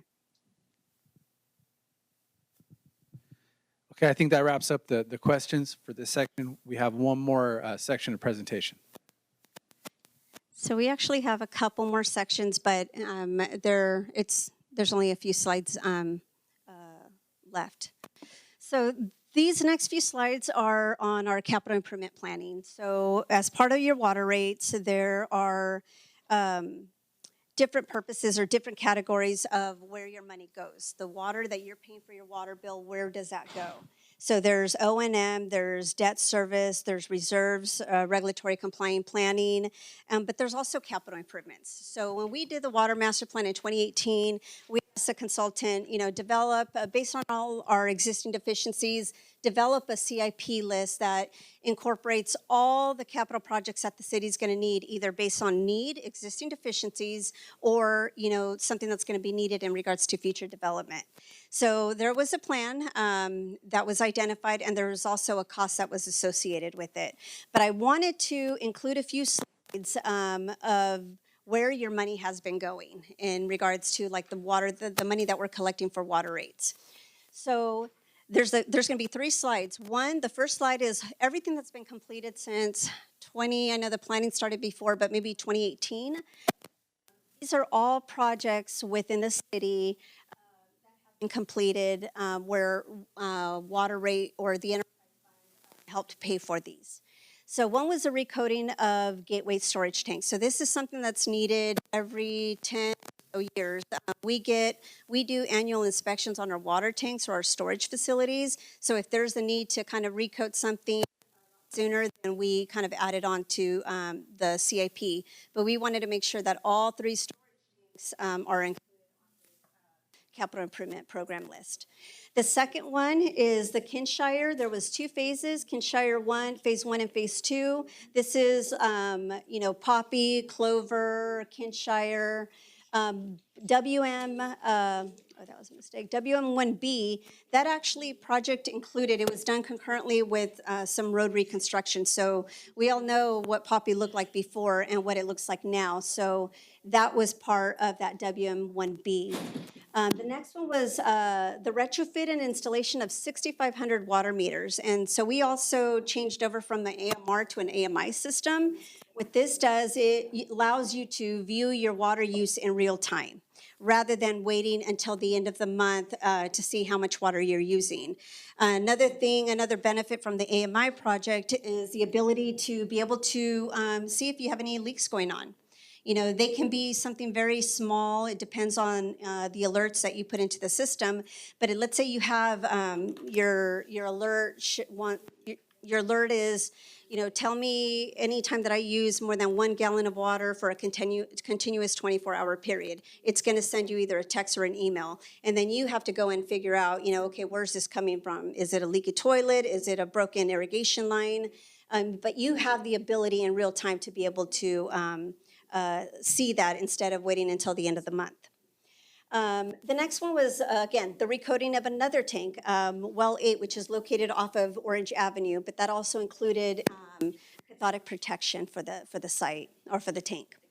The next one was, and this one was done concurrently with maybe non-potable 1A. So this is where we put in a non-potable line for all the landscape that's being used at the Hammond Senior Center area. And also the construction of all the pipeline to service the new storage tank that's off of Rogers Road. These CIP projects have been either awarded, they're in construction, or they're in design. So you can see it is WM6A and WM6B. So WM6A, that project is currently in design, or it's almost done. That is everything within El Circulo. So all the pipelines that are within the circle, they're due for replacement. It's just aging infrastructure. And that's all part of, the city's existing deficiency that ratepayers pay, and unfortunately you can't pass it down to developers. WM6B is everything kind of like in the blue area. Showing up too good. Everything south of the circle. South of the circle. So this project also includes the road reconstruction for 9th Street, right? So you're using enterprise funds for the water portion of the project, and then you're using Measure L, or I'm not sure, another funding source for the road reconstruction. But one could have gone before the other, but there's no sense in putting in a whole new road and then you're gonna have to break it up because you have to replace the pipeline because it's just old and it's leaking. So that's kind of what we did with Poppy, the Poppy road reconstruction. We kind of waited until all the funding aligned and we were able to complete it all at the same time. And WM5 is also, that one you can kind of see now. There is a pipeline replacement on Sunset Court. There were also some other improvements that were part of that project, but there was no longer a need for that, so that got incorporated into another project, or was that a standalone? Standalone project. Okay, and then the last one was the perk ponds for recharge. So that is currently being funded by the development, but it's also in progress. Now, there are projects within your 10-year time frame. So these are the projects that we call, they're currently unfunded. So there's no money for them right now. But there's the pipeline replacements for about 4,000 linear feet of pipeline replacements on Washburn, Weber, North 1st Street. All the pipeline replacements in Colony Park 1 and 2 and the Brook Hollow subdivision. the replacement of 5,600 linear feet of pipeline and replacing water services at the California Palm subdivision. All the infrastructure, service lines, and water mains at the Las Palmas Mobile Estates. And then there's a couple other projects, but the two that, again, are not funded are that they're a priority are the two that are highlighted in red. And again, these projects are not currently on, they're on the CIP, but they're currently not being funded. Any questions on the CIP before I go into financial? No? Okay. So this next, this is the part where we talk about, okay, what have we done so far in regards to, trying to fund the Chrome 6 improvements. So well 6, which we hardly talk about, but I did mention a little bit earlier, that one is the one that's on standby and it has the 1, 2, 3 exceedance, but it also has Chromium 6. We did submit a pre-application on May 7th of 2025 for mitigation, and because 1, 2, 3 PCP is on the emerging contaminant list for federal EPA, they set aside a special fund, a special pot of money for these type of projects alone. We submitted the pre-application, and if we, complete, again, I talked about earlier about the general application. The pre-application just tells them what the funding needs are, but the general application is what really gets you the money. So if, right now we're working on the basis of design report, and the rest of the general package so we can get that submitted. Everything, we've already gotten word from the Water Board that up to 11.9 million of that project will be forgiven. So as of right now, that will cover whatever improvements we do for the 1, 2, 3 TCP portion of that project. The second application that was submitted was the Chrome 6 compliance project. This one I submitted it back in March of 2025, requested up to $50 million. Our needs were 83 at the time, but you can only request the max, which was a 50 million. Again, for Chrome 6 treatment for all the additional. This one we submitted a pre-application, but because again, we know now what we're going to be recommending to council, but unless we have a basis of design report, 60% plans, all the environmental and all the financial, only at that time can we actually submit for the full general application.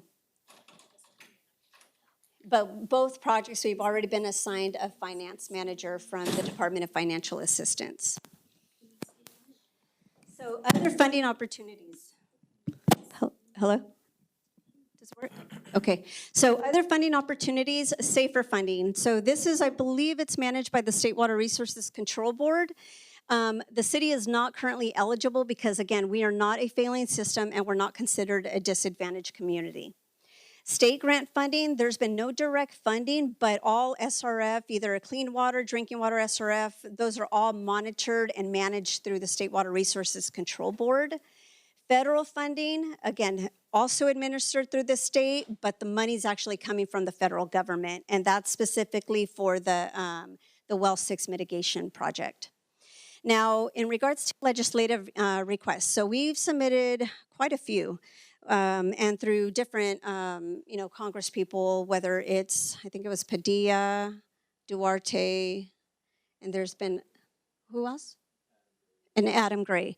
So we have done those. One was actually selected to move forward, but if the federal government doesn't release the money, then we don't get anything. But we did submit one back in, when did I submit this one? I think it was 2023.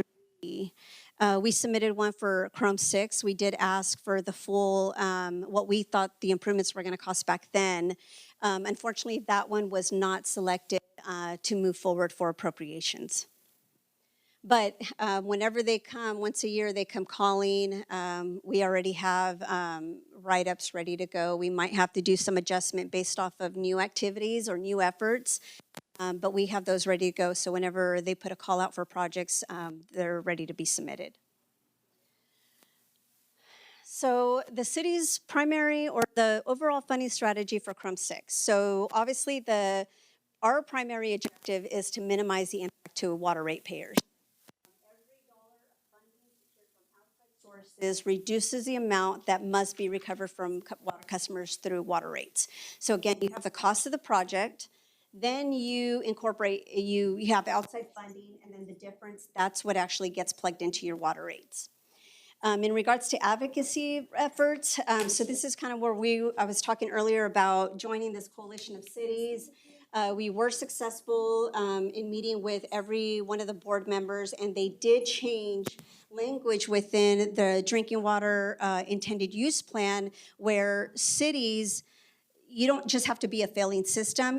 As long as you have an exceedance, you can actually go after that money. So there was no guarantee on the $50 million request because of that language, but that sense has been changed. So we are not now eligible to be able to seek a drinking water SRF fund. Okay, funding coordination, that's been primarily our water resources staff. However, we are supported by multiple other city departments. We do have some on-call agreements with at least three other consultants to be able to work on grant applications once those solicitations come through. And in regards to like the next one that we're looking at, so this was something that was approved by voters, California voters, in November of 2024 was Prop 4. So this is where they have, they've been allocating money for specific projects, the majority having to do with water, but there's some storm water. They have slowly started releasing funding for these projects, but they haven't released anything yet in regards to drinking water funding opportunities. So that's the next one that we're kind of keeping an eye out. We have a contract with California Consulting. That's on their list. It's on our list. Our consultants are also looking out for this funding opportunity. So whenever the solicitation comes out, we're ready to submit something. Okay, I believe this is my last slide.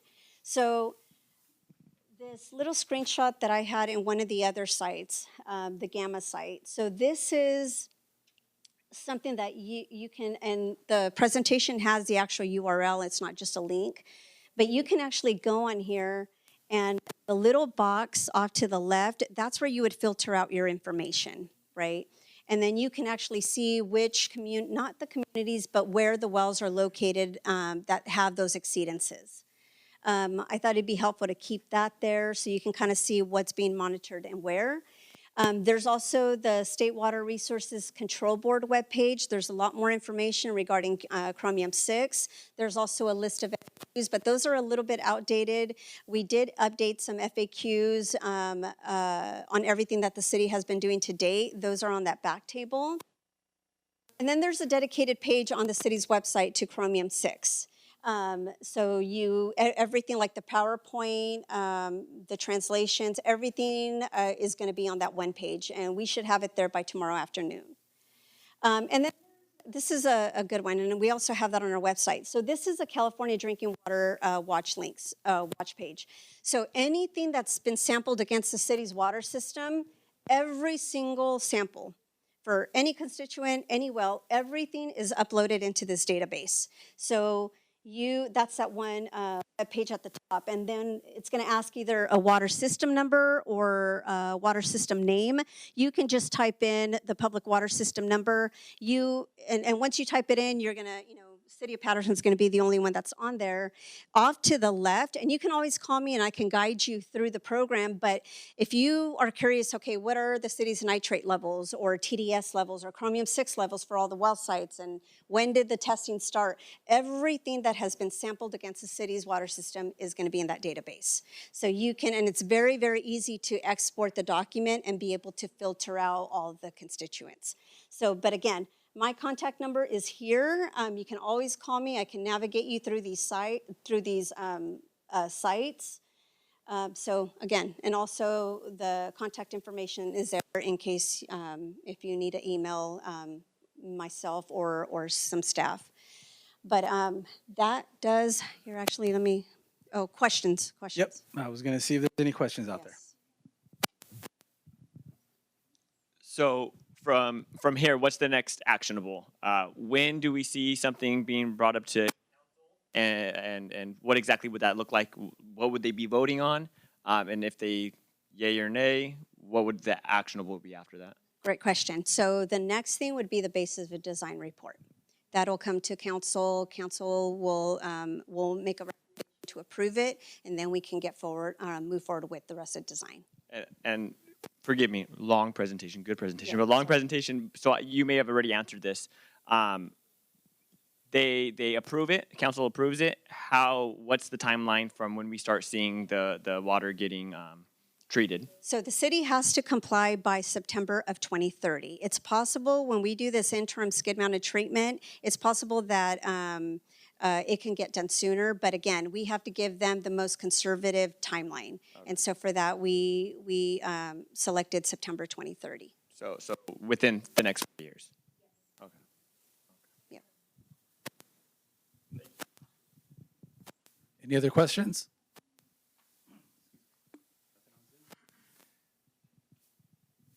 Okay, well, that wraps up all of, oh, sorry, you did have one more. Yeah, so yeah, just one thing, right? So yeah, thanks for giving that timeline. So what assurances that the city can have that you guys are going to be held accountable to the timeline that you just provided? So that's why we had to submit a compliance action plan. And so we have a really good relationship with the District 10 engineer. And so we are communicating on a variety of issues, whether it's a drinking water permit amendment or it's a tier 2 notification. So every quarter, actually, the notifications that you get in the mail every quarter, that language, all that language comes directly from the state. The only thing that we can change is current status and then the most recent sampling, the result. That's the only thing that we can change. But yes, because of this compliance plan, we're held to that standard. So we have to comply with those timelines that are given. I think Mark was saying basically a little bit more than that, like what he asked for earlier, where he was saying like, or I think this gentleman asked for just a little bit more transparency from this division. And so I think what we're asking for is for you to meet with us more often, for you to tell us where we are. Sure. So that way we don't go so many years because this is heartbreaking. Sure. So what we can do, so we've been, with every tier 2 notification, I try to match it up with a kind of like an update for the council that is being placed on agenda. If you want, we can actually do a presentation every quarter and we can give you an update. But while we're in design, there'll be very little to update. But hey, if it takes 5 minutes, I have no problem doing that. Mm-hmm.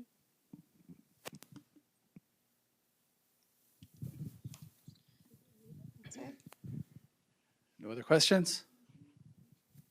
Okay, well, I wanted to remind everybody that we do have these forms over here. If you're not comfortable speaking in public, but you do have questions, you have Maria's contact information up there. We'll send the PowerPoint out. And we do have these forms over here. Go ahead and bring those with you. Turn them back in if you're not comfortable. You guys have this recorded. Mm-hmm. You're going to show it recorded. But also, since there was a concern about the Spanish version of it. Yes. So maybe from here, you can do a frequently asked questions from this group. Yes, sorry.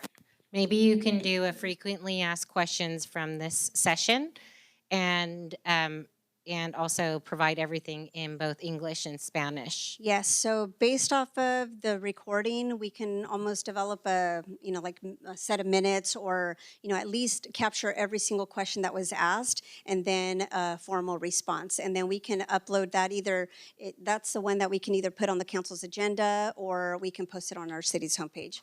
We'll talk to the city manager about that.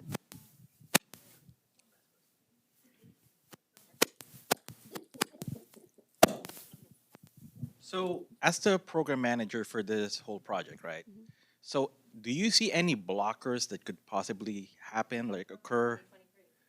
Right, exactly. That's what I'm trying to drive at, because back in 2023, because I watched the video that Kat posted, and based on that video, I don't see anyone complaining or challenging the proposal. Everyone was okay with the proposal. Same with this meeting, right? Everyone liked it. We're all confused. We're talking about $30 here. Mhm. I don't think anyone's gonna challenge $30, Mhm. right? And we have the council here, we have the staff, so I'm like, do you see any issues this not moving forward? Because it doesn't make sense. No, I don't see any issues with it not moving forward. At that point, let's say there was a recent lawsuit where I'm not sure who was the plaintiff, but to rescind the MCL. They lost in court. But even if it was successful at this point, I think that's going to be up to the council whether or not they want to move forward with the improvements. It's definitely not a one-person decision. I don't see any issues with us being able to comply with our compliance plan and putting in the treatment and get that going. Okay. I have no issue with that. So I from don't a see staff any- perspective, you don't see any issues, it should move forward. For it to not move forward, the council would have blocked it and rejected it. the recommendation. Uh-huh. That needs to be vetted out, because honestly, they have this Band-Aid, and then they have a long-term plan, Okay. right? Like, there's so many different things, so like, I think it would be good, like, me personally, after hearing, I don't know if you guys even saw, like, just to let you guys know, the pipe thing, that was not planned.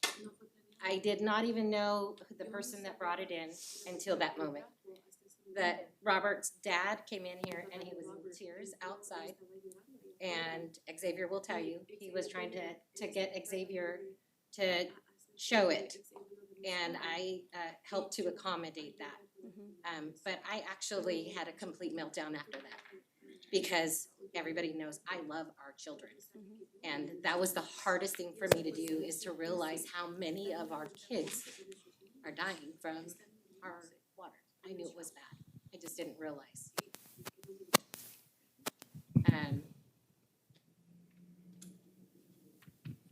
No. Give me the mic, I'll go on. But I think, Mike, that's the thing, is that those things to be vetted. Honestly, you guys, I really wish you would just figure out, stop trying to do dumb things. Why are you guys trying to build a park? How dare you bring a park when we have kids that are dying? And I'm the biggest advocate for the kids, and you guys know that. Let's be fiscally responsible and start making decisions that it's not about what looks great. Let's get our kids healthy. If you guys build a park, great. Where's that water coming from that they're gonna drink from? And all of you guys should be held accountable. I'm not gonna hold you accountable. You should yourselves, right? You live here. You know these kids that have died. And if you don't, let me introduce you to their parents, because I just met one and it was devastating. Because I have a grandchild who lives here, and I can't imagine losing him. And you have children, and I know that. So stop making dumb decisions, you guys. You guys are like super, super smart. You're making dumb decisions, and this community is not going to put up with it. They're just not. That's all. So glad you didn't give me the mic. Sorry. We appreciate everybody's comments, and we know how serious this is. And at this point, we're moving forward, and we are going to take it 100% serious, and this is going to get done, period. We'll work with council, we'll work with the community, we'll work with staff. We're going to get this thing done, okay? We're all in this together, and we're going to get this thing done, period. I know it's getting late. I appreciate everyone coming out tonight. Oh, sorry.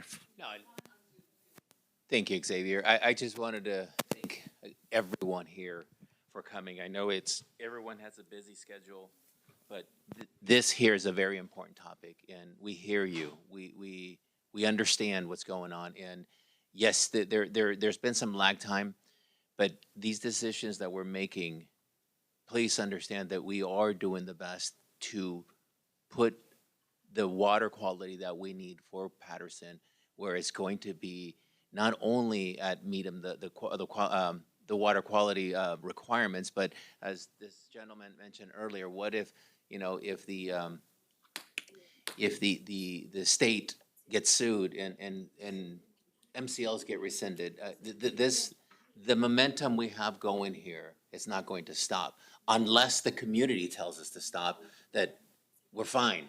But we are not going to stop of what we're doing, regardless if there's any blockers or anything that stops this. The state says, you know, that this is infeasible. This is not for what we're doing. That's not going to make us stop at what we're doing. So we are moving forward. We hear the concerns, and we want to let you know that we do care about this community, and we do want to do the best that we can. I have just one question for you then. What's your priority? One question. What's your priority? To clean our water or build that park? Oh, that's not even a question. Then answer it. It's our water 100%. Okay, thank you. 100%. Our water is the highest priority for us here. Thank you. We did have one more question on Zoom. Candace, go ahead and unmute yourself. Oh my gosh, that was a whirlwind. Okay, so sorry, I just need a second to like process all of that. I'm really angry to find out that we literally could have been paying $30 to $100 more a month, and this could have been really far along in the process.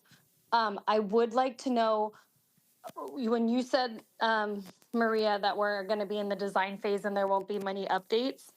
And you may have put it on a slide, but I feel like the slides are so small on phones. What's the timeline of that, and what is the cost of just the design phase, which in my opinion should have been done 10 years ago?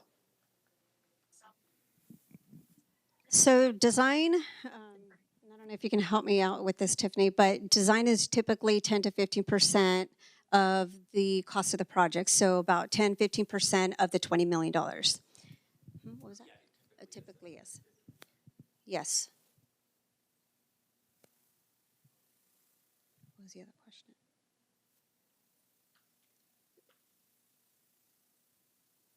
Was there another question? Okay. Sorry. Yeah, what's the timeline look like? Oh, Like- I'm sorry. The timeline. Okay, so let me go back to that slide real quick. And so all this was identified on the compliance action plan, which we do have on our website. But for that, we're hoping to finalize the basis of design report by the end of the year and then go into design all of November 2027. And so once everything is finalized, then we develop a bid packet. It gets put out for solicitation. The contract gets awarded. Usually that takes about a couple of months before construction can start. But we're hoping to have everything completed and in compliance by September of 2030. I think Candace is still on there. Candace, was that your last question? No, it was not. Okay. So then what does it look like for the community to hold you guys accountable to stay to that timeline? Like, what are our like paths that we can take to ensure that you stick to this timeline? Because if we keep pushing it off, it's going to just keep becoming a bigger problem. It's just going to keep snowballing. So what are our options as a community to hold you accountable to that timeline? Accountability is important, and it should be. And for us, our accountability is to our residents here in our council. We serve the council, we serve our community, and there are many forms that approaches that we can take for accountability. What exactly we can do, but we can definitely work with council in different avenues that we can have reporting on a regular check-in basis and provide status on where we are on every step of the way. So it's like a check-in, in a sense, publicly in council sessions that we can have. Some of them may not be actionable items, they just may be more informational items, but we can have periodic check-ins in council, in public sessions, that we can provide where we are and from the last time we checked in where we are on this next one that we are. That way, not only council is brought up to speed, but also our general public as well is seeing and hearing and could provide feedback on where we are in our progress. Was that all, Candace? I guess so. Thank you. I would just really like to be sure that we're gonna move forward, no matter who the council is. It shouldn't matter who our elected representatives are because they're not really the ones getting paid. What matters is who's collecting a paycheck. Those are the people who, and what I've noticed, are the ones that can make the real changes in Patterson. The real action comes from the people that are getting paychecks, not really the people that are elected to represent us. So I just want to be sure that you guys actually do your best to ensure that our drinking water is safe. And I know like Xavier and Will, like I know that they live here, so they have kids here. They don't want their kids getting cancer, but for those of you that don't live here, I feel like what's your buy-in? You get a paycheck no matter what the water says. So just keep that in mind. Thank you. I know everybody wants to get home, but I just wrote down just 10 questions. I'm just kidding. I got 2 questions. So real quick, so the 10 to 15%, is that fair to call it the general requirements? Because general requirements on that 20 million are about 3.1 million. Is that the same thing? That also equates to about, you could say 15% of the 20 million. Is that the same, or is that, yeah, right there. What exactly is general requirements? And not exactly to audit the whole, the whole list, but the 3.1 million seems to be a substantial amount compared to the rest.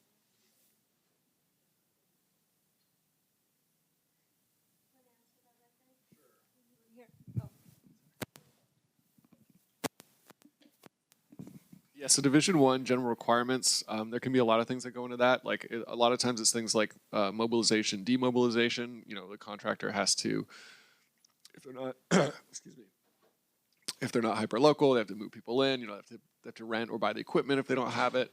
They have to get everything ready, that takes a lot of cost, and they have to do the demob as well. It usually includes things like site prep, could be any grading at the site they need to do. It could be, any clearing or landscaping, so there's like a lot of things that go under general requirements. And that's the reason we have these divisions is because it's like someone a long time ago decided that like when you're doing an engineering construction project, like we're going to break things out like this, and we kind of still stick with those. And so there's like, it's a lot of general stuff, and the things that are more specific, a lot of times more technical, have their own division. So there's a potential to save, also the potential of that being higher as well then, correct? Yeah, I mean, I think, these are planning level cost estimates because the feasibility study is planning level. And the American Association for Cost Estimators has like different classes. This was planning level. So what a planning level estimate tries to do is it will lay out, hopefully, a conservative cost for the city. And so like as you define the project and you move down from 30%, 60%, 90% design rate, like you know more about the project, your class level actually comes down. Like class 1 is the highest level cost or the most accurate cost estimate. So ideally, right, this is planning level and this is conservative. So okay. I don't know if it's going to go up. I mean, it could still go up. That's not to say it couldn't, like I remember. But we're doing worst case scenario right here for the most part. For the most part. Yeah. And then going, thank you for that answer. And then going to briefly touch on the topic of the bond, and what was brought up was the use of bond funds for the park or whatnot. And not to focus on the park. There's multiple things on there that were not water, right?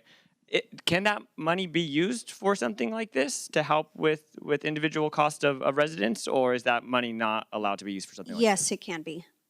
Okay. Kevin, our finance director, is nodding yes. Thank you. That's it.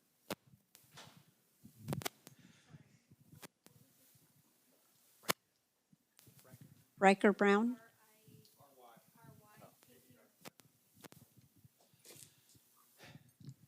All right. Any more questions out here? Have you been our consultants for like years, or what's Yeah, we've been working with Wood and Current for quite a bit, along with other consultants. Every consultant that we use, they all have a specialty, right? You know, so we use a specific consultant for like wastewater purposes, another for drainage. Tiffany uses a couple for transportation. So yes, we do use a couple of consultant agencies for water purposes. But yes, we've been working with Wooded and Curran for quite a bit. They've also been working on, not just for the city, but they also developed the initial groundwater sustainability plan for the Northern Delta Minota GSA group. So they do a lot of work here. They've also worked on the North Valley Recycling Project with Del Puerto Water District. Bartle Wells, yes, they have worked on our rate studies for the different utilities. And they also did, the 2017 and 2022 study.